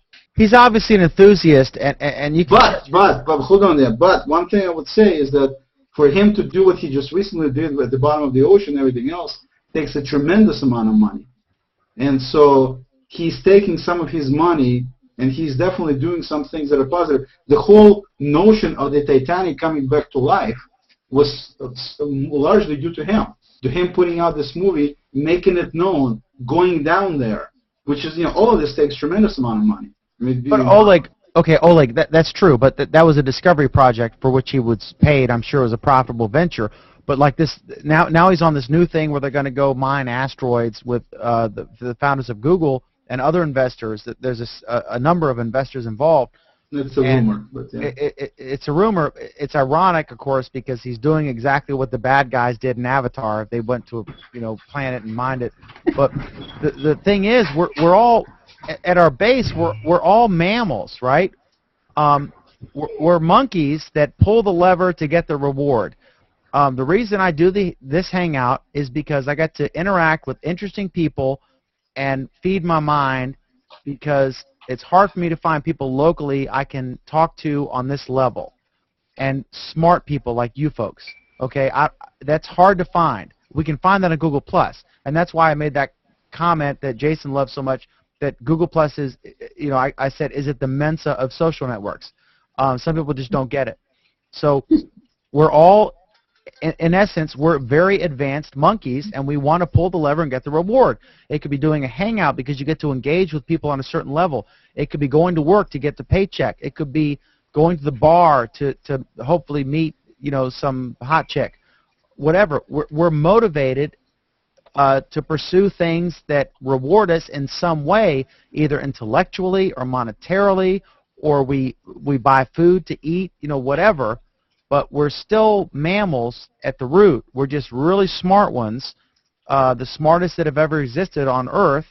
And so there's, greed. To say that's like saying, oh, this program is socialist, but then what about the roads that if you don't drive, you still pay taxes to build the roads? That's socialism. If you don't have a child, you're still paying taxes to support public education. Well, that's socialism. So it's like, what's your definition of it? And to say just like, oh, that's greed. But Dan, I would like to interject on that. The socialism thing. My point would be that when you have hobbyists and you have people that are passionate about something, call them an amateur, whatever you want to call them, and you have more and more of those people becoming empowered because of technology and because of things like this hangout where you can exchange information, you can learn things. And they start contributing even more to society because now they're empowered.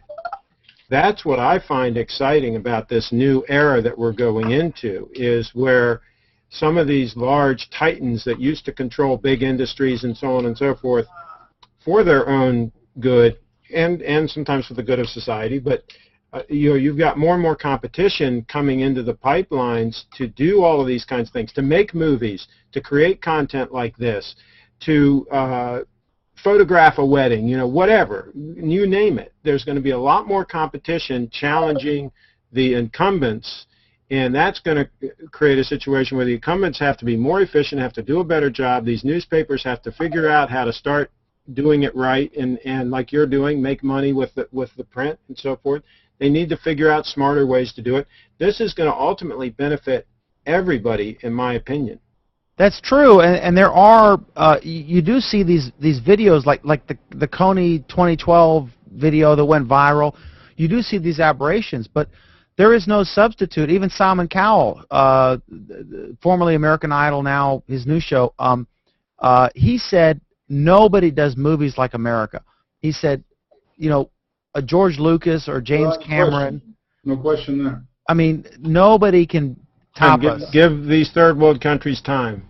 Well, but bring it on, and good for them. If they can do it, that's great. But in general, over the history of the movie industry, there are these people like George Lucas and James Cameron and Steven Spielberg who can make these blockbusters that motivate us and make us think and move us and make us cry and make us laugh and touch us in ways that an amateur doesn't have the facilities to do it, and that costs money, and a lot of it is the trial and error in making these cutting-edge films that push the limits. When Star Wars, came out, I mean, it was this ghetto production. If you look at the first one, by today's standards, Jurassic Park was amazing. By today's standards, it's not. Right. But I remember I told my parents, who are now 74, I said, you got to go see it in the theater. That's a theater movie. You got to see it on the big screen. And they were just like, wow, this is awesome. The dinosaur, it was cutting-edge technology at the time. Star Wars, or Star Trek was. Did you see the short movie that Vincent Laforet did?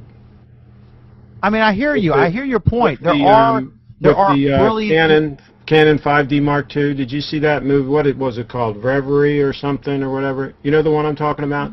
I did not, but I know your point. I've seen stuff like that, and I'll be happy to look at that. And I concede that there are indies doing fantastic things on a shoestring.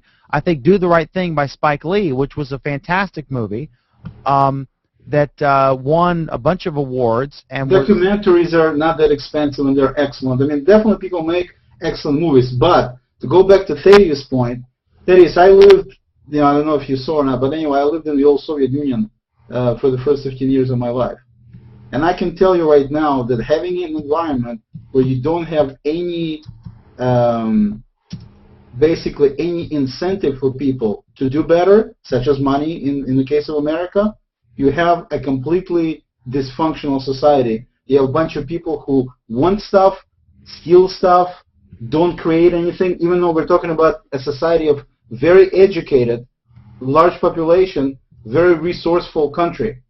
And it pales in comparison when you compare that to the United States and American people. Not even in the same ballpark. Okay? And that's because the country was made in the realm of no incentive for you to do better. Because everybody is the same, everybody is supposed to be getting whatever they need to get, and that's the end of it. And it doesn't work. It just does not work. My dad went to Russia when he was my dad was is a retired federal U.S. government employee, and he went to Russia, and he went to a bread store or a bakery, and you ordered from one person, and then another person selected it, and then someone else rang you up, and then someone else hands it to you. It was just a ridiculous overstaffing, because their model was, and Oleg, correct me here, their model was, everyone deserves something, and you get, but in America it's different. It's like you've got to pick yourself up by your bootstraps. That's why America's so strong. That's why so many, America's strength, we're not natives. I mean, I'm not a Cherokee. Oleg is not a Navajo. Sarik is not a Sioux.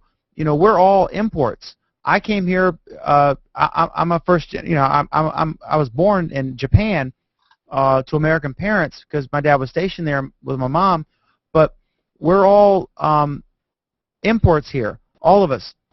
And the reason America's so strong is because we're the cream of the crop.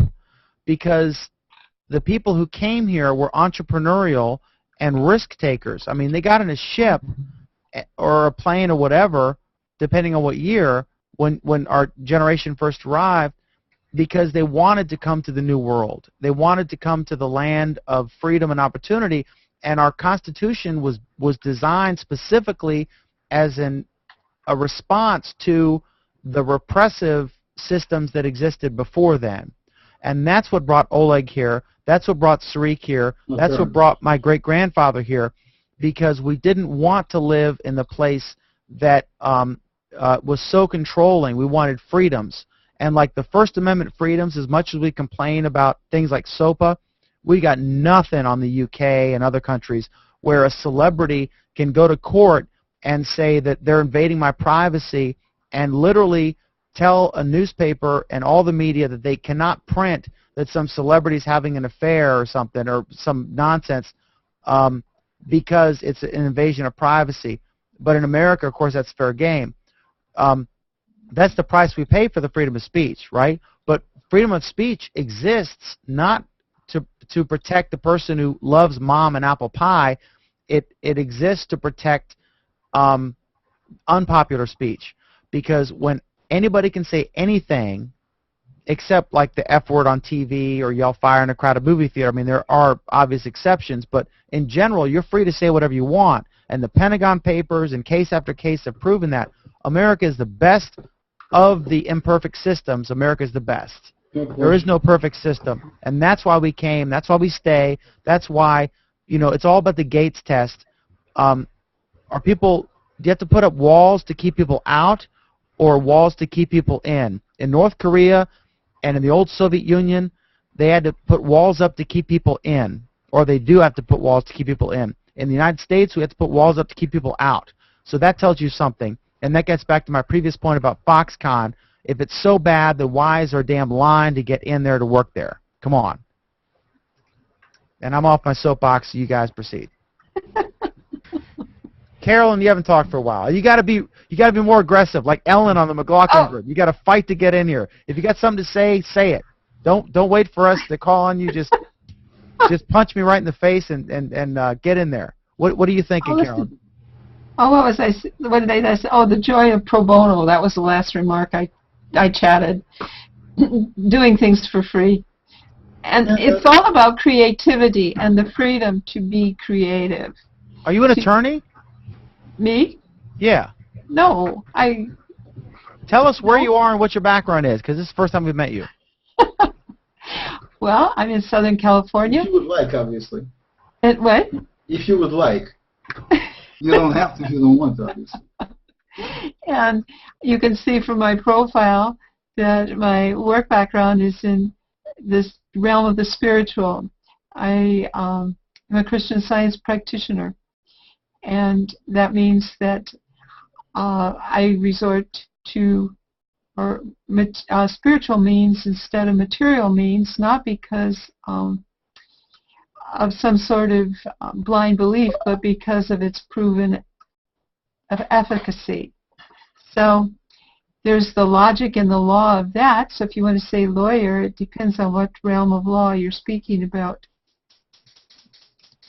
We have entered a new realm of Hangouts. I can tell you that. I know, it's interesting.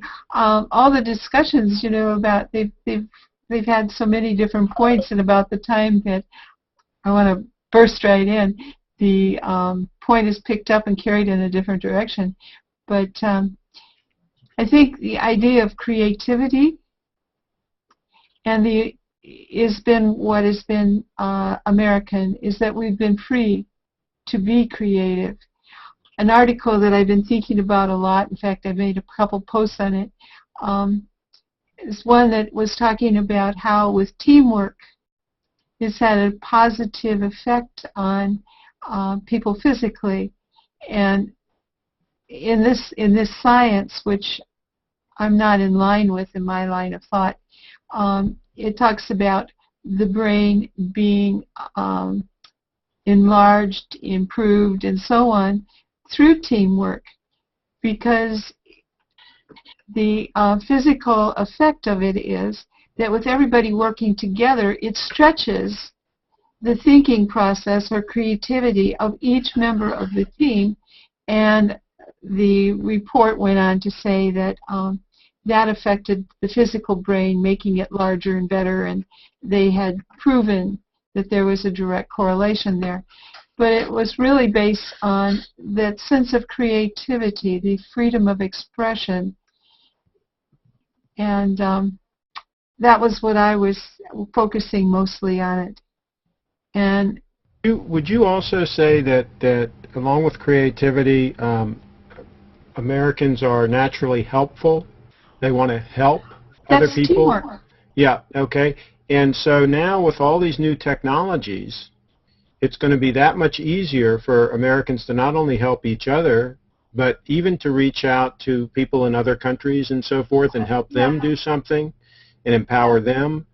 And so, again, this comes back to here comes everybody. A lot of people are going to be empowered to volunteer and to help and to do things that they're passionate about, like you're doing this show tonight, Dan. Whereas in the past, this would have never been possible.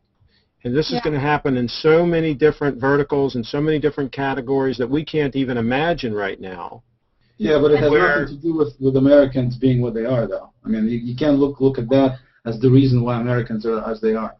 If you look No, at I'm saying this is an extension. This is an empowering of the way Americans are. Of course. And just this is like you put a hammer in your hand, you can do more with that hand. This is giving us a pretty big hammer where we can be even more creative, do more things that are positive, and not necessarily just for material gain. Maybe just because we want to help somebody out. True, but at the same time, a lot of this stuff comes in, winds up being material gain, and you know, basically, point Dan was trying to make, and I totally agree with him on. There's nothing wrong with that because look at the outcome and look at the results. Not to say that they're absolutely, you know, always 100% perfect, but overall, if you look at it from a big picture standpoint, to me, American people are amazing in terms of what they've done in the short 300 years they've been around. But that's because we're the cream of the crop from every other country, Oleg. Like we got you, we got Sarik from India, me from Ireland. That whole idea of refinement. We also have had a great piece of geography to work with as well. America has a lot of advantages as far as its climate, its natural resources. There's a lot of pluses there as well. But I just keep getting back to the ability for people, like you say, teamwork and working together and so on, that I think this is a whole new era now that we've never seen before. I can take college classes from all kinds of great universities, all for free. I can meet and talk with people, like you said earlier, Dan, that are much more intelligent than myself, just like this. And this has never been available. And now where was all this invented? That's the thing. It was all invented here. Absolutely. And because we have the best and brightest from all of the countries, I mean, what kind of person would leave their homeland and come to a new country to strike it on their own? Someone who is really motivated, fearless, brave. It's a big deal. You know, Oleg left his family. Sarik left relatives back in their homelands. And they came to the new world to discover opportunities in America. We have many resources, but people like Oleg and Sarik and you and all of us are the biggest resource in America. It's the best and brightest from all of the places in the world who have come together in this new world called the United States of America. And that's what makes us strong. And that's more powerful than any of the natural gas we might have or oil or coal or any of that stuff. And we should open I have a question. Open up immigration to even more people to come. We're very closed right now. People in Silicon Valley are always complaining about they can't get the engineers they want and all. They can't get the visas for them to stay. They'll come here and they'll go to college at Stanford or whatever, and then they have to go back home because they can't get the visas for them to stay. That's a real problem. It's a legit problem. Go ahead, Carolyn. Let them stay. I was going to ask Oleg, what was the dream that was in your heart that brought you to this country? What was the creative outlet you were seeking? I think he may have stepped out for a moment. Yeah. He's got a, but, you know, everyone that... Do you want me to answer that? Yes. Go ahead, Sarik. Yeah. Yes, Sarik. Yes. Well, I think I came here around 7 years ago, and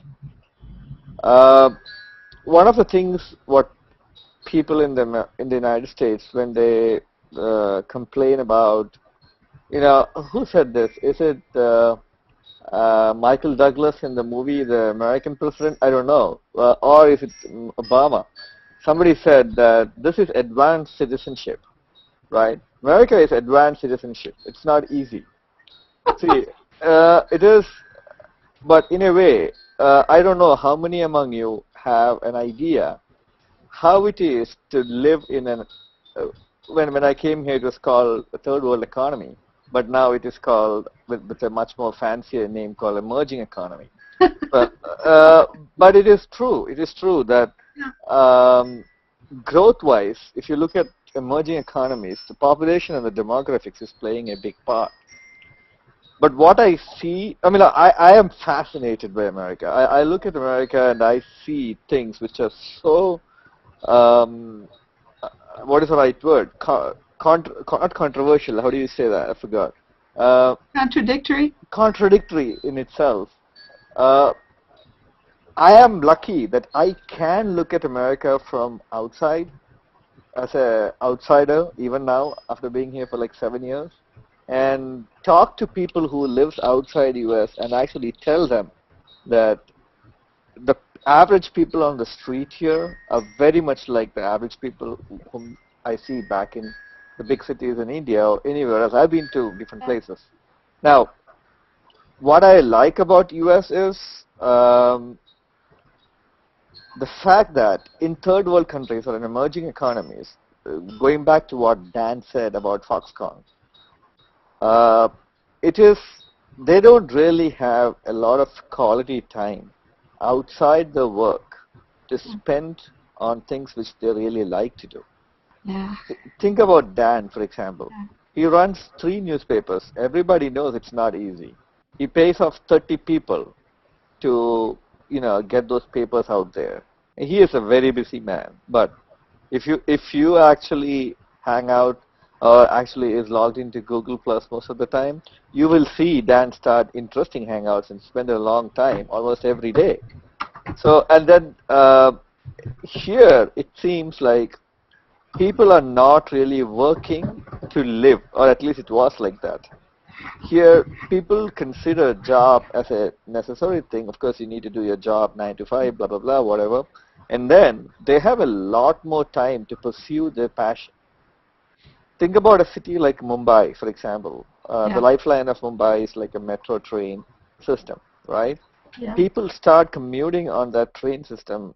Average commuters like me who go to work at 4 in the morning, people cut their vegetables, people prepare stuff on the train on the way to work, and they do the work, they come back. I'm talking of an average working day in a week. And they come back, and then they are kind of preparing for the next day. They don't have time to think about and enjoying life. Another focus is that you can be rich in different ways. You can be rich by taking risk and entrepreneurial risks if you have the money to put it somewhere. But these people are trying to be rich by saving money. Right. And by doing that, what they're really doing, I'm talking about an average man in an emerging economy, including China. You may consider China as coming up really fast, but you're talking about 1.4 billion people. There is no generalized statement for 1.4 billion people. You cannot generalize this. 300 what's the population of America? 350 million? You're talking about close to 4 times to 5 times the population of that, right? Now, to answer your generalized question, what makes people come to America? One is, here, people like you don't realize that you have a much more free, if you have an idea, for example, if you want to do something yourself, this country is so much more blessed in terms of pursuing that idea, in terms of implementing that idea. If it's a worthy idea, you're going to have backers, you're going to have financial supporters. You can actually be successful if you have an original idea in this country as opposed to any other country I know. You can have a business up and running in like, a day or 2. To get that done in India, it's going to take you a month. It's not business friendly. Out of the 180, 190 countries, India ranks among as 100th or something in terms of business friendliness. That's just one aspect of it. Then you deal with, again, I am not a big fan of huge crowds. whether it's a bar or when I'm going for a rock concert, anything. I like peace. I live in a suburban New Jersey town, and I like it. So when people tell me that New York City is crowded, I work downtown Manhattan, right in front of Brooklyn Bridge. I can see from there. New York City is not crowded. New York City is empty. I can challenge anybody on that. New York City is empty. There's hardly anybody on the streets. You go to Bangalore, you go to Mumbai, you go to any of the major Indian cities, you know what is a crowd. You try to get into I see people trying to get into a metro train at 5 p.m. in the evening the subway at 5 p.m. in the evening in Manhattan. And they are so, people are so conscious that if the person standing next to them touches them, they'll excuse me. What the hell? If you are so concerned about somebody touching you, not purposefully in a metro public train, you should take a cab, right? Right. So in Japan, which is a developed country, people push you into the train and pack you and close the compartments. So my whole point is, as Americans, you guys have absolutely no clue about how blessed the country is. But you're doing a royal job of screwing it up. Question: What is it that was your dream that you wanted to express here? I'm sorry, say that again, please. What is it within you that you wanted to express here, or do, or have in your life? Oh, eventually. Well, whenever you said you noted that you can start a business in a day. That goes back to what Craig said. As of now, I don't know that it's a political thing. Probably it's because of the unemployment which is happening right now. And I'm going to make a generic statement. When you say that the unemployment is 8.9% or whatever, my real question is, how out of that 8.9%, how many are really employable? The CEO of Siemens, actually the United States head of Siemens, made a statement to some of the politicians in a Chamber of Commerce meeting, and he said, go to Siemens US website. You will see hundreds of jobs listed, right? Those jobs are on that website since a year now. I cannot find a single person in the United States qualified enough to do that job. That's a problem, Sric. One thing that people watching now or later need to understand, Sric, Oleg, and I all have the benefit of having lived overseas, for half of our life or more. I didn't come to the United States till the 9th grade. I came here vacationing, but I was born in Japan. I lived in India, Greece, Belgium, Pakistan, West Africa, London, England, all over the place. And people here, there is corruption in the United States among politicians and stuff like that, but nothing like what you see overseas. I remember in Liberia, the building next to us was on fire. The fire department came, and they were standing around waiting for the owner to arrive to bribe them to go in and fight the fire. A fire engine with red lights going. Okay, they were waiting for their dash to get to fight the fire. Some of my classmates went in. Now we were there in Liberia. We were there. Samuel Doe was the current president. He assumed office when he murdered the previous president, and they shot the cabinet on the beach. He used to drive in front of our house all the time, and he ended up, after we left, he was literally skinned alive by soldiers drinking Budweiser in a can, laughing about it, and they filmed it, and it's on YouTube. So this is the guy who was in charge when I was there. I used to drive in front of my house. I got to watch him get skinned alive on YouTube. It's a whole different thing overseas. Yeah. People have no idea what goes on over there. If you want to know, look at it's called the Vice Guide to Liberia, and you will be absolutely shocked at people who would, like, before they went into battle, they would find a child and kill him or her and eat their heart because they thought it would make them stronger in battle. I saw a guy beat to death once or twice in Liberia. I mean, literally right in front of me, I saw a man beat to death. When we were in, I don't know if it was India or Pakistan or Bangladesh, I can't remember, when I was a little child, they would go around and they would pick up the bodies of the dead people. If I'm breaking up, I apologize, but these are tough memories. They would pick up the dead bodies of people and put them on pickup trucks.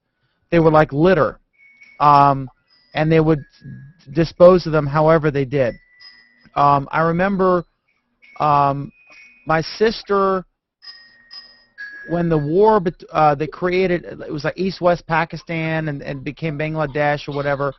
I think they blew up our house after we left. We were evacuated to Bangkok, and the bombs were going off, and my parents, I was too young to remember, but my parents told the story like a few times over Christmas and Thanksgiving type things, and they said that it was fireworks that they were celebrating. It was like the 4th of July. But my sister knew better. It was actually my sister who was on the show Friday night. Okay. She was on the swing set, and she was just crying at the explosions, and because she kind of figured out something was amiss, because she could tell, even though my parents were saying all the right things, they knew, or she figured out that indeed something wasn't right, and that it wasn't what they were saying, and so she was crying, and my parents were worried. These are the kinds of things that people in America don't realize. Like when some of these countries, as a child, I remember it was common practice. We would pour the cereal in the bowl, and then you pour the milk in, and then you take your spoon and you shake everything up and let the bugs rise to the surface, and then you spoon the bugs off and throw them away, and then you can eat the cereal. We're so privileged in the United States of America. I know because I've lived over there. Now, granted, I wasn't poor. I had, a privileged upbringing.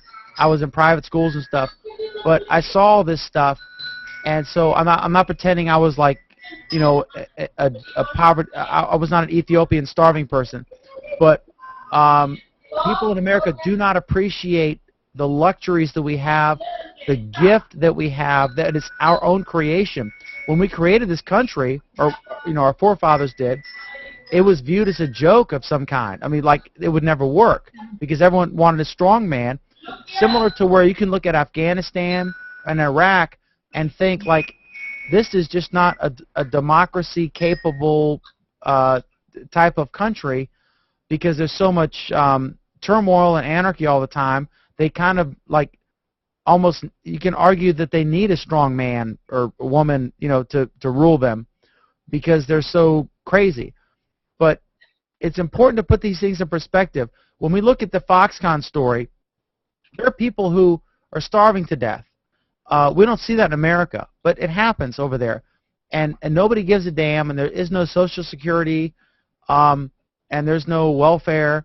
And so, Dan, Americans, my final sentence, Americans who have not lived overseas cannot accurately judge the conditions in these other countries and really have, I don't want to say have no right, but they certainly are not in a position to accurately judge the conditions there and render judgment on whether Foxconn is a sweatshop or a godsend.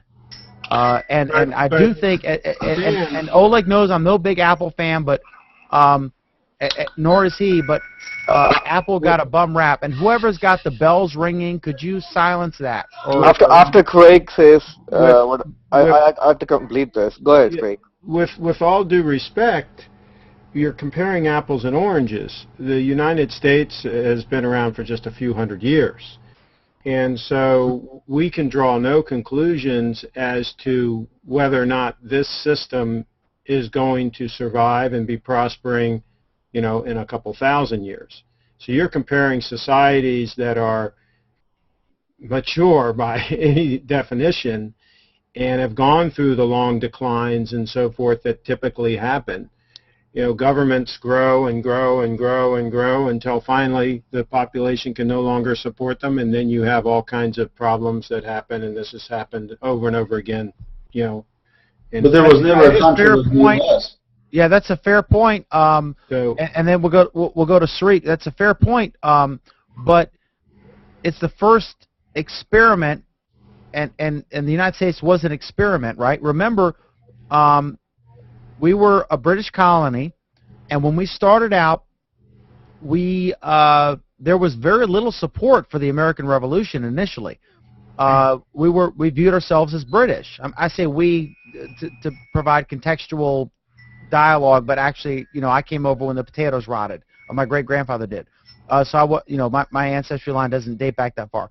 But the early Americans were not all. There was a very small minority in support of the revolutionary. They were viewed as radicals, and then the British fought the revolutionaries, and public sentiment grew, and then it was very similar to Vietnam, where George Washington was constantly badgered to have a knocked-out, drag-out battle with the British, and said, no, we'll lose. So we'll be cobblers by day, we'll be printers by day, and by night we'll be guerrilla warriors, and we'll sneak up and bomb them. And that's what happened.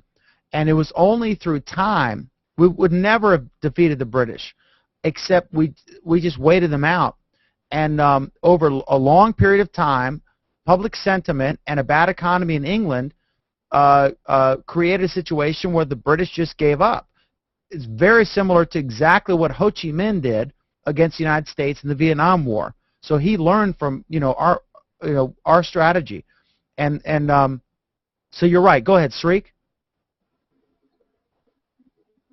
First, I want to apologize to some of the viewers on YouTube that my kid over there was playing xylophone or piano or something, and nobody told me that it's actually interfering with the Hangout. None of you guys did, so I just apologize on YouTube. Anyway. It's okay. He's still actively playing the xylophone. He's Go prepared. ahead and talk, and then just mute your mic when you're not talking after Yeah, it's done. I didn't realize. There's no problem when you're talking. Go ahead. Go ahead. Sure. Apologies for that. So I just want to compare what Craig said earlier, not just now. It is increasingly becoming difficult for American companies to. I'm not saying I am the cream of the talent. There are a lot of. Forget about Indians. There are cream talent everywhere in the world, right? For some reason, the immigration system of this country is so messed up now that it has become increasing. It's also a part of the national security agenda, and that you don't have a system by which, unless somebody is critically important to something which is national security or for the government or something, you cannot get that person in America to do something. What happens because of this is, over a period of time, companies don't care. Let me ask you all a simple question. Wall Street crashed 3 years back. What happened to all the big executives from Citibank, Morgan Stanley, whatever, all the companies that went down? They all made millions, and they got away with murder. I mean, come on, financial murder. No, straight up. None of us will dispute that, Sreek. I mean, no. What I'm saying is there is corruption in the United States. Those guys pay the politicians. That's why they get away with murder. Straight up, no doubt. You think the new CEOs are any different? No. What I'm trying to say is, these folks, they did mistakes, and they took the money up front. And with all the deals they were doing, all the mortgage deals what they were doing. But at the end of the day, you still have to realize that these guys are value creators. They know how to build companies. They know how to create exchange platforms or trading solutions. They know to build companies. They are. I'm not saying that they are the one. Yeah. Sreek, where do you work? I'm not going to mention that. But let me. Okay, in broad terms, where do you work? I work for one of the largest bailed-out companies in the world. You work for what? Sorry? I work for one of the largest bailed-out companies in the world. Okay. So no. Let me complete. No. Sreek, let me tell you something. Sure. My previous employer. You may have heard of them. They Okay. used to be a Fortune 5 company when I worked for them. Sure. They were one of the best companies to work for in America. At the time, almost nobody knew their name. Everyone knows their name now. It's Enron. Okay? These people are not value creators. You can't say that these people have a statement. myth. These Okay. people are mythical creators. Okay, without naming any company, let me try to tell this. A corporation like where I work, I'm not gonna tell the name of the company. You know, with 100,000 employees, there could be different financial divisions which do different aspects. It's a big ecosystem, and each small group, each financial group in that, and I'll come back to Enron's problem again. Each group within that is allowed to take its own risk. There was a big failure in the risk management part of it, and the law in this country. There's a reason why none of these executives were penalized by the government. Tell me one executive who went to jail without doing fraud, only made off. Nobody went to jail because the laws in this country is made in such a way that it appears that it is easier to do business. So there's a fine line between regulating businesses and then they create Dodd-Frank. They created, what is that? I forgot, Glass-Steagall Act during the Depression era. And then they repealed it when Clinton came to power, which was actually sponsored by 2 Republicans, and Clinton signed it, which resulted in the creation of Citibank, Smith Barney, and Travelers combining into one. So what I'm saying is this is a cyclical thing. I'm saying everybody is in it for the money. I'm not saying that the CEOs are saints or they're doing anything for the good of the economy. No, they're doing it for the creation of, making money for themselves, making money for the corporations. There's no doubt about that.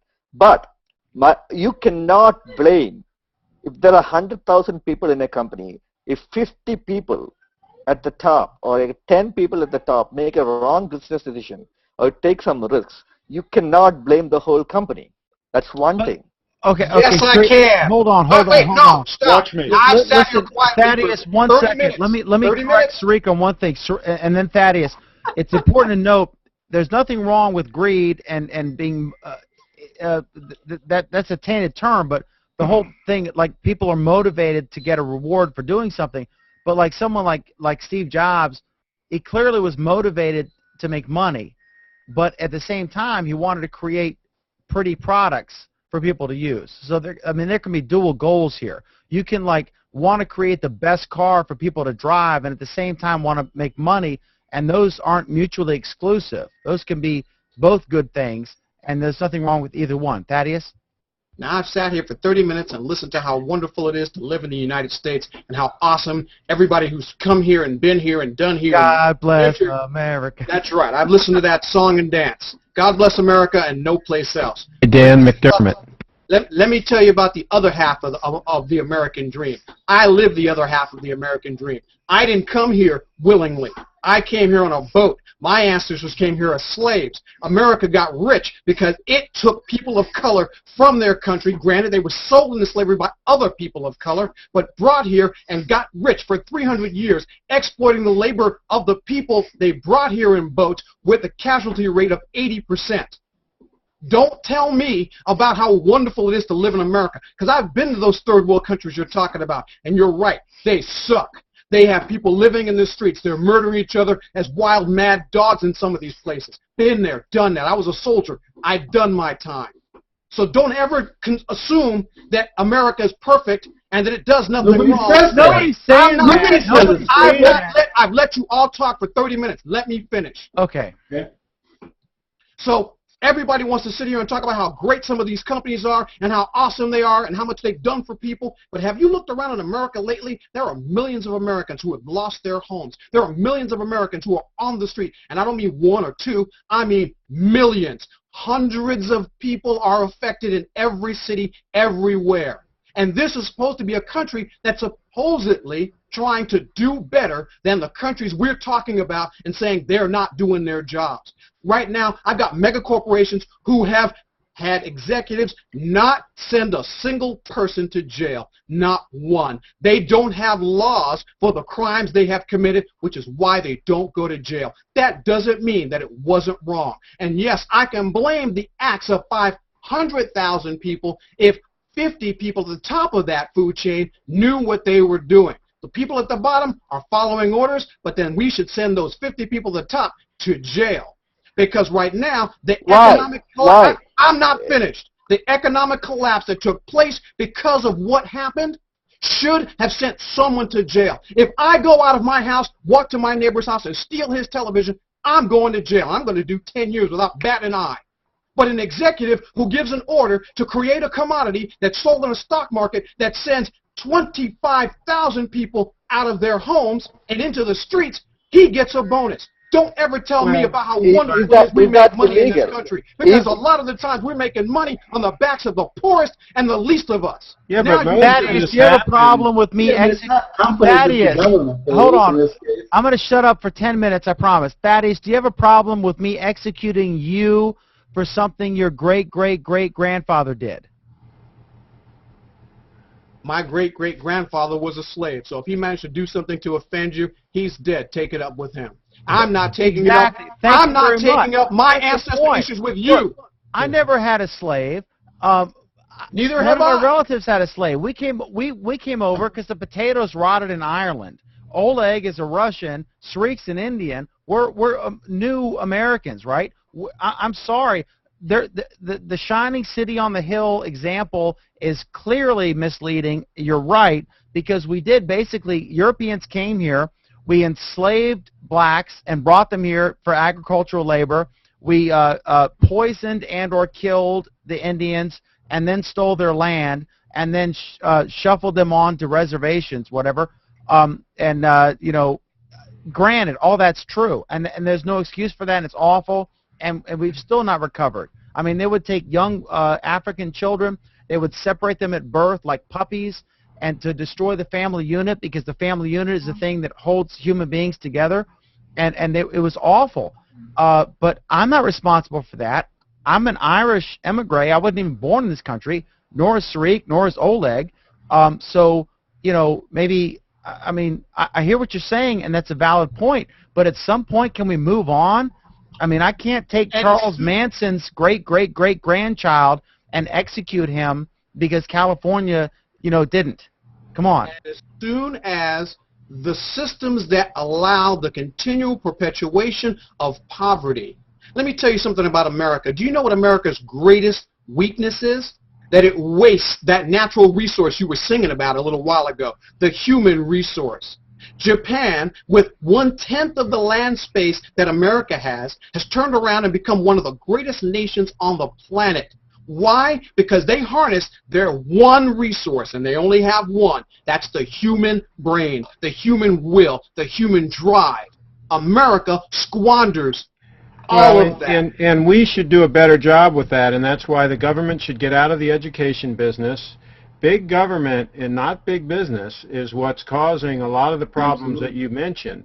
People losing their homes and so on and so forth. It's all traced back to big government. And that's what destroys all societies. Going back to the Romans, government gets big enough, gets to the point where those people can no longer support it, and all kinds of tyranny happens and so on and so forth, all kinds of corruption. That's where we are. And a lot of these big corporations might as well be arms of the government. They're intertwined. They're connected with them. They're all in bed with each other. I got to make myself a liar because I said I would shut up for 10 minutes. But I was born in Japan. I followed Japan. The notion that Japan is some economic miracle is didn't say that. Whoa. They didn't say they were a miracle. There is incredible corruption there. Absolutely. They have a horrible economy, not just because of the tsunami and the aftermath. This notion that what you said is, come on. I mean, you know better. You're an intelligent man. I did not say they were perfect. Did you hear me say they were perfect? No, but you said I know Japan. I was born in Japan. I said they have managed to harness the power of their brains. They have figured out how to do with nothing because they have nothing. The United States is the smartest country on the planet. So come on. Where are you coming up with this argument that Japan has harnessed their intelligence better than any other the government country? education. That's bullshit. And you know what? Anthony, if you hate this, no. Yes, if yes, you yes, hate yes, this, yes. Shut up. If you No. If you hate this country so much, then get out. I am sorry, but if you hate this country so much, get out. Get out. Country. None of you can tell me jack. I bled for this country. Hey!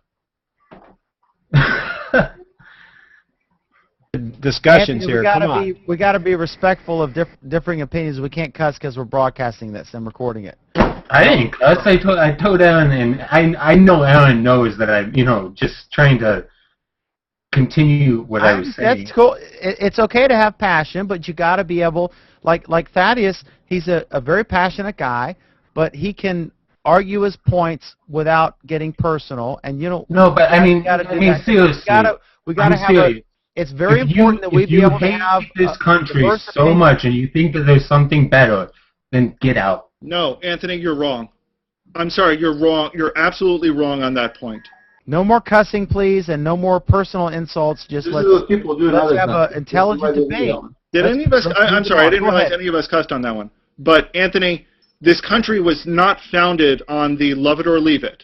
This country was founded on the love it and change it. Well, That's what we were built on. I'm sorry, but thrived on.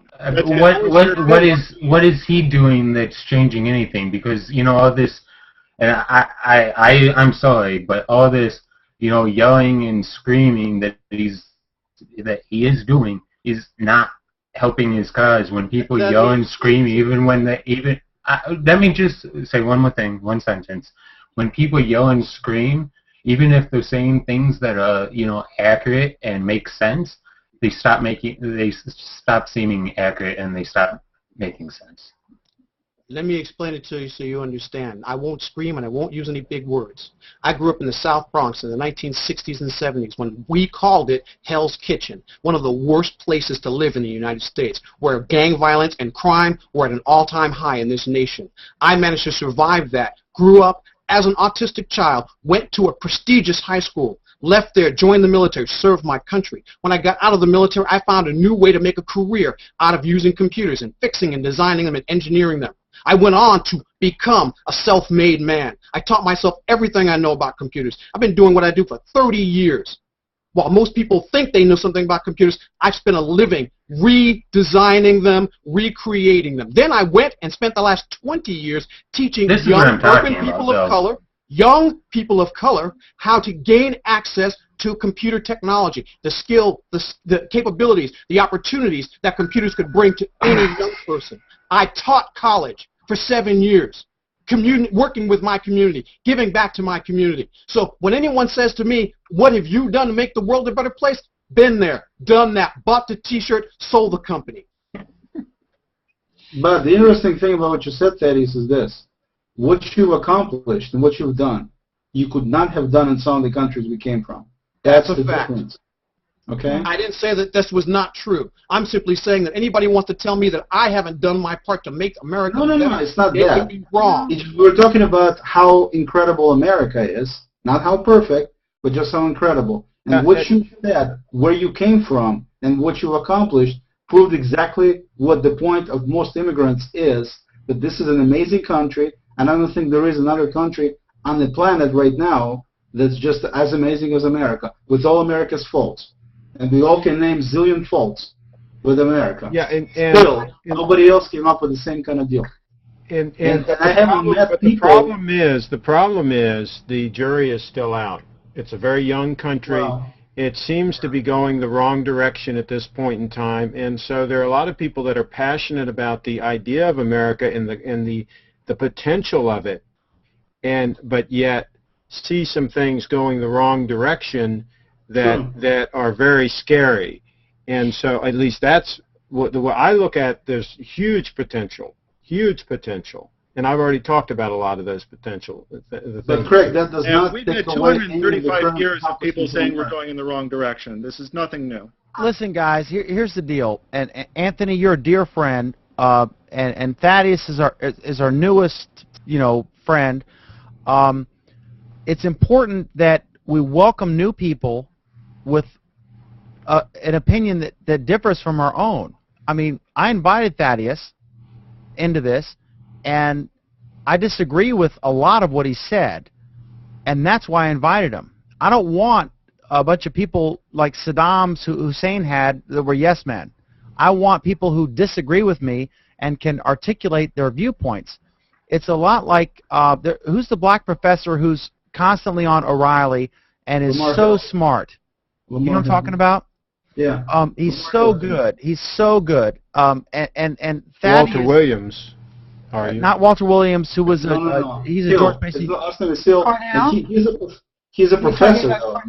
He's great, and he totally, and O'Reilly invites him on the show because he totally disagrees with him, but he's so smart, and Thaddeus is really smart.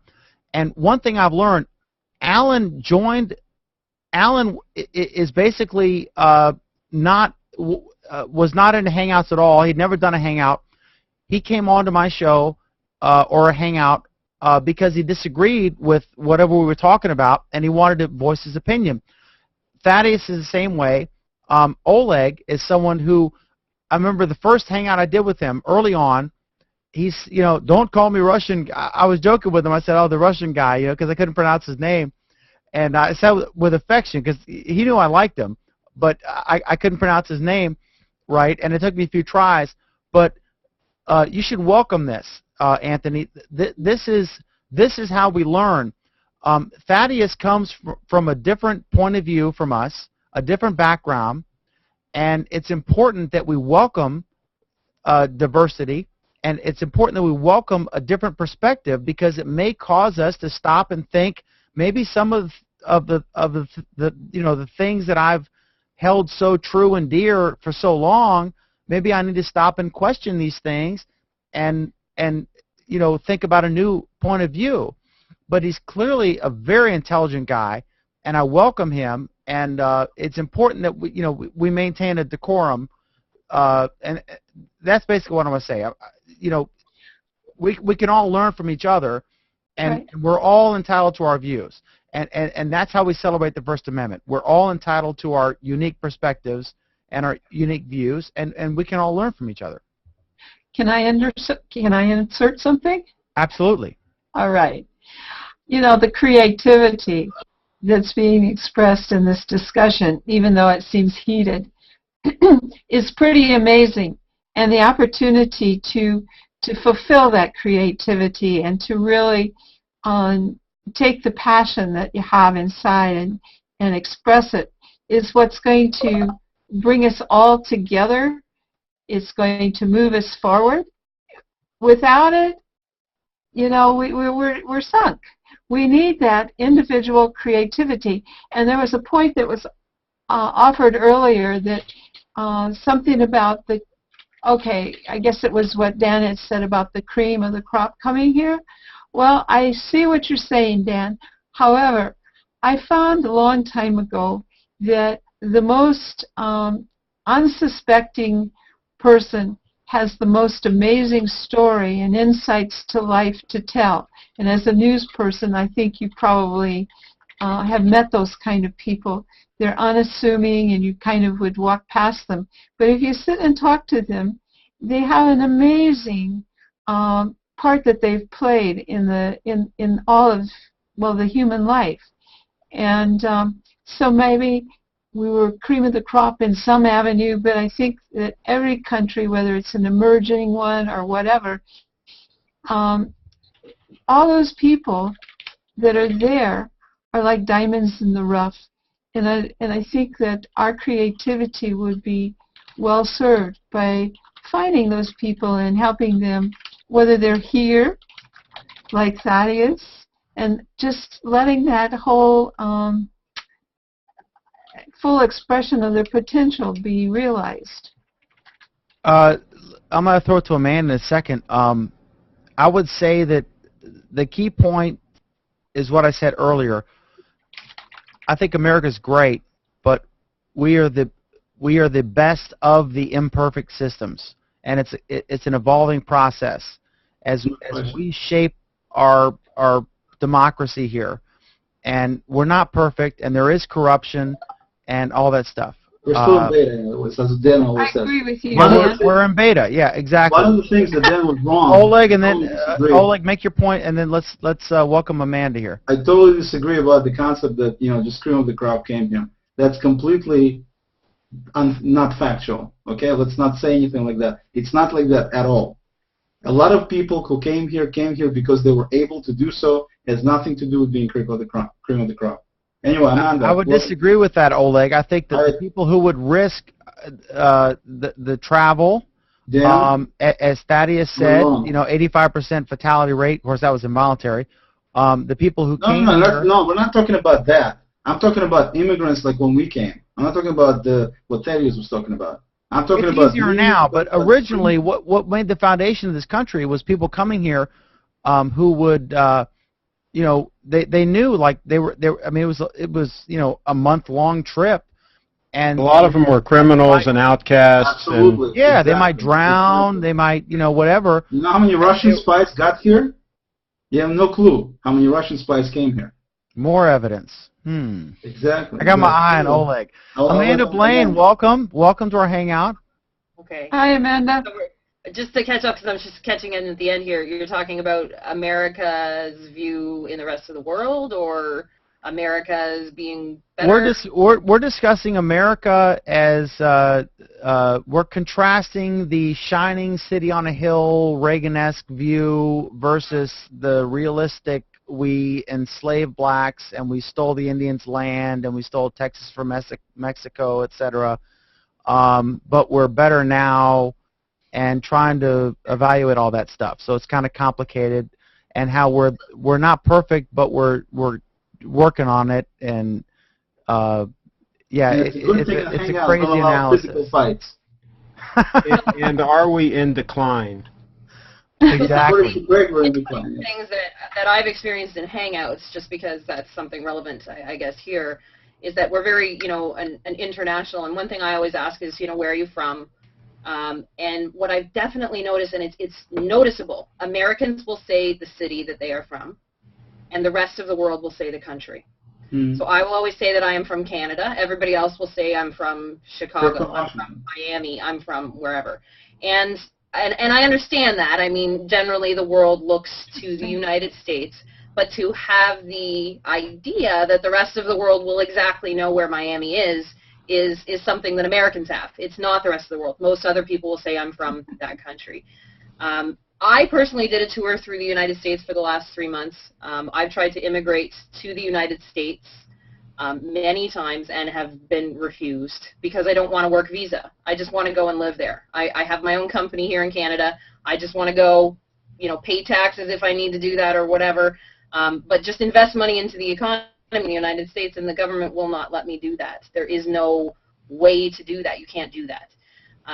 It's not allowed. So it's an interesting thing for me to have that experience, to say, well, hey, I just want to invest into your economy and I can't do that. All the people that went to the United States immigrated there too, right?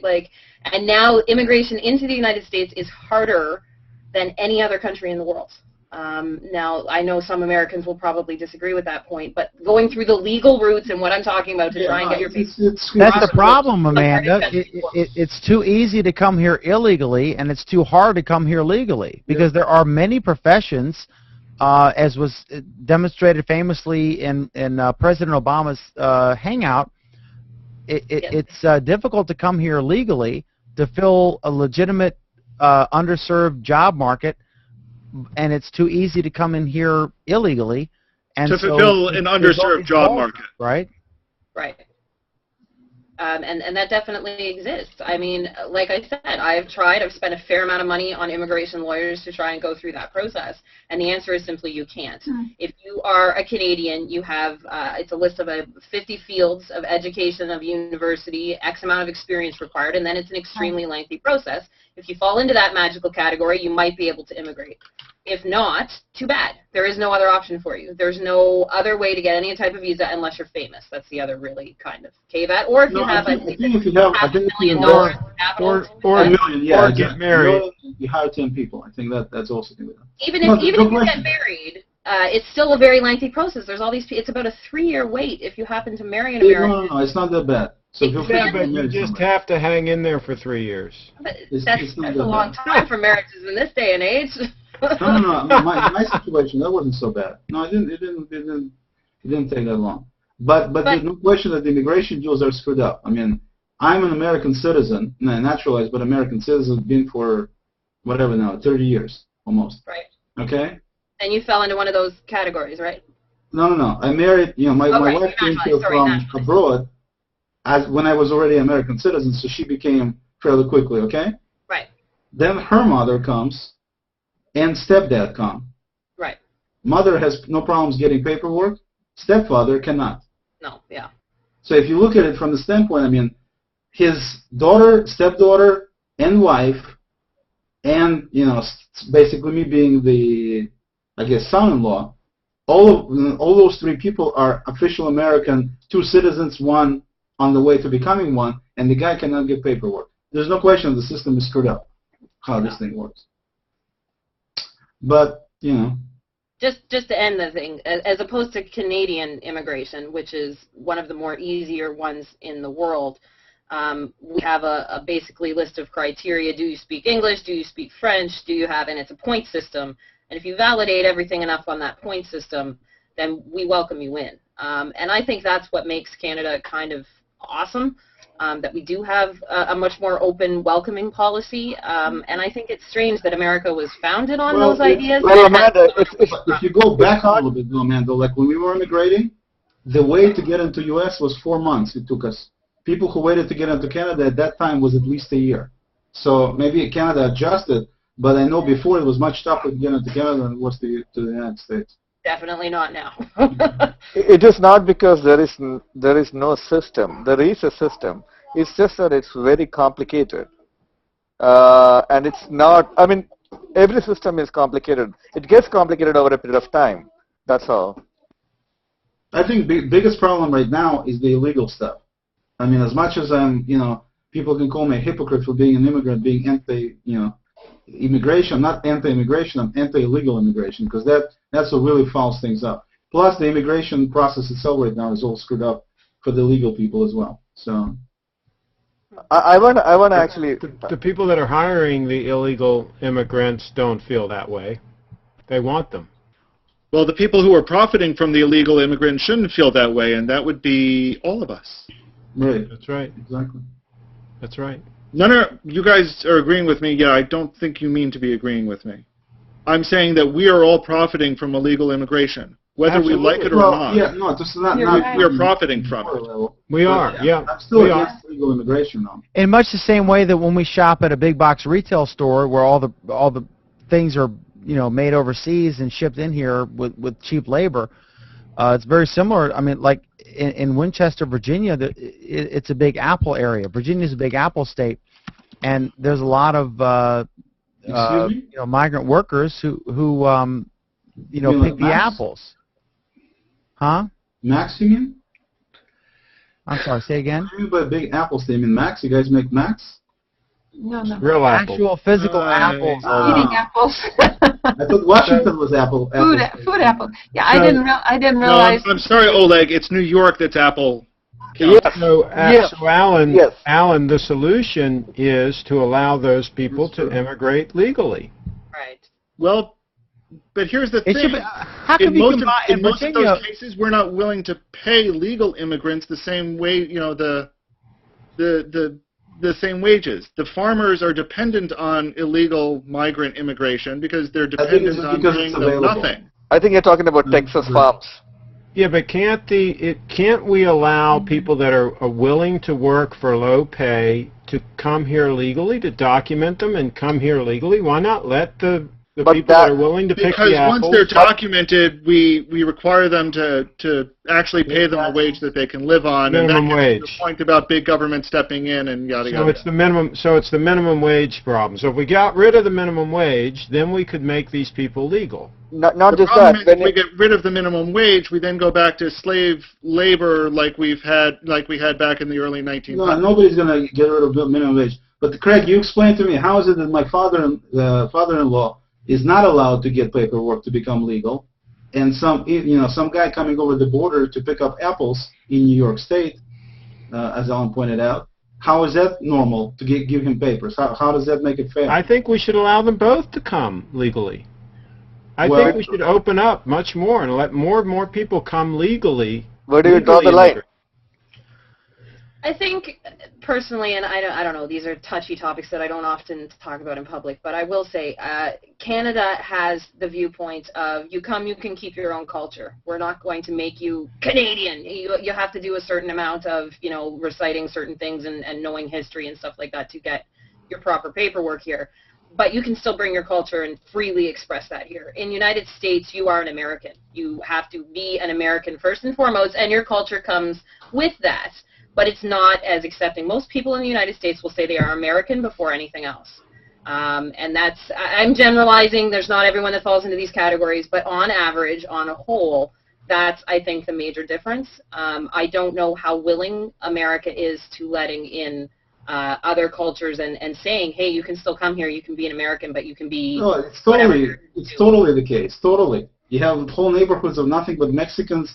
You go in New York to Ocean Parkway. You'll hear nothing but Russian. You have nothing but Russian stores. I mean, it's scary. I mean, You go to Edison, New Jersey. The old country. You go to Edison, New Jersey. It's India. Yeah. The problem is, that it doesn't work. Okay. In other words, what they're trying to do is they're trying to use America to make a new Russia, and they're forgetting that they left Russia because of how crappy Russia was. I disagree with that. But Oleg, here's the thing. In every generation, we've had the exact same thing. We've had Russian immigration in the past. Within 2 generations, they're all assimilated. We've had Irish immigration in the past. Within 2 generations, they're all assimilated. As it should be. To me, that's what makes America America. So the Russians that are in Brighton Beach now, all of them are 1 or 2 generations old, and within 1 or 2 generations, they're all going to be gone, and Brighton Beach is going to move on to another ethnic group again. Absolutely. Just like it did many, many times. Right. And that's the way it should be. I'm just a man that's trying to make a point that that's a bad thing. To me, it's a good thing. I'm personally against, in America, for example, even though we have, like in Washington State, we have documents printed in some 25 languages or something. But Alan, Oleg, what is American in your concept? You said American is what it was in terms of speaking English. That's the language that was there before. That's the language that every immigrant should speak, is what I'm saying. I'm not telling you to forget England. No. Same thing you speak in UK. What was that? Majority of this world speaks English, so it's not a differentiator. What exactly is, according to you, is American?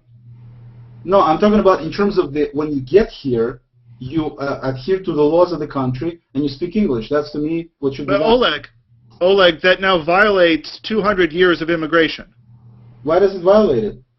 What I'm saying is, for 200 years, immigrants who came in, that generation didn't speak English. Their children tended to be bilingual, right? And their grandchildren tended to be English only. And we're still seeing that today. That hasn't changed.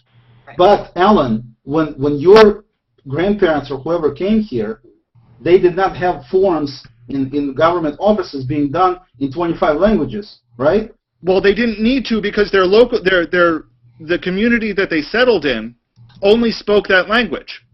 So when they settled in Brighton Beach, the local Brighton Beach office did have all of their stuff printed in Russian. I thought that was. I don't know about that. Yes, I mean go back and look at the history of some of these locations. I don't know, maybe. But the Jewish immigration group, that the reason why they existed were to help new immigrants with translations. Okay, exactly.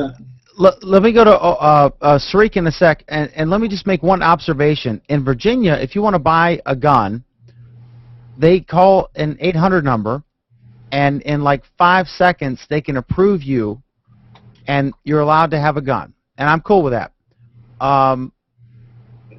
But if you're a person overseas and you want to work in the United States, and you're in, you have an employer lined up, and you're in an industry that is underserved with local folks, it could be a 6-month to a year process. It could involve lawyers and still not work, and that doesn't make any sense to me. And it just seems like what the hell's going on? You know, if there are engineer requirements, and then we complain because the jobs are going overseas. Well, yeah, they're going overseas because we won't bring them the folks over here, and then if they come here, then they can pay taxes and they can buy a house and have a life. So. What you're describing is one symptom of big, overreaching government and bureaucracies that have gotten so out of control that they can't function. And that's what you have with the immigration department. They're so bloated, and they're all covering their back ends, and the person doesn't want to make a decision outside of the draw outside of the lines, and you're stagnated. Actually, Craig, the number of immigration... Okay, go ahead, Sreek. Go ahead, do your thing. Actually, the number of immigration applications to the U.S. in the last 3 years has gone down. Because the economy sucks, of course. Not just that. It's you. Okay, this is where my monologue comes. Most of you guys are talking as Americans, sitting inside America and looking at America from your perspective. You have absolutely no idea how the world looks at you. Now, what I'm saying is, why would an Indian like me, this was a question asked to me by Carolyn earlier today, why would I want to come here? I love this country, and I totally want to live here forever, or till I die, whatever. So, my point is, it is increasingly not very, I don't know, what's that? Yeah, for a person like me, I know hundreds of people who were in very good jobs in this country, from China, Chinese as well as Indians, who left this country just by resigning. People handed out their green cards and just left. You know what I'm saying? Because what we are looking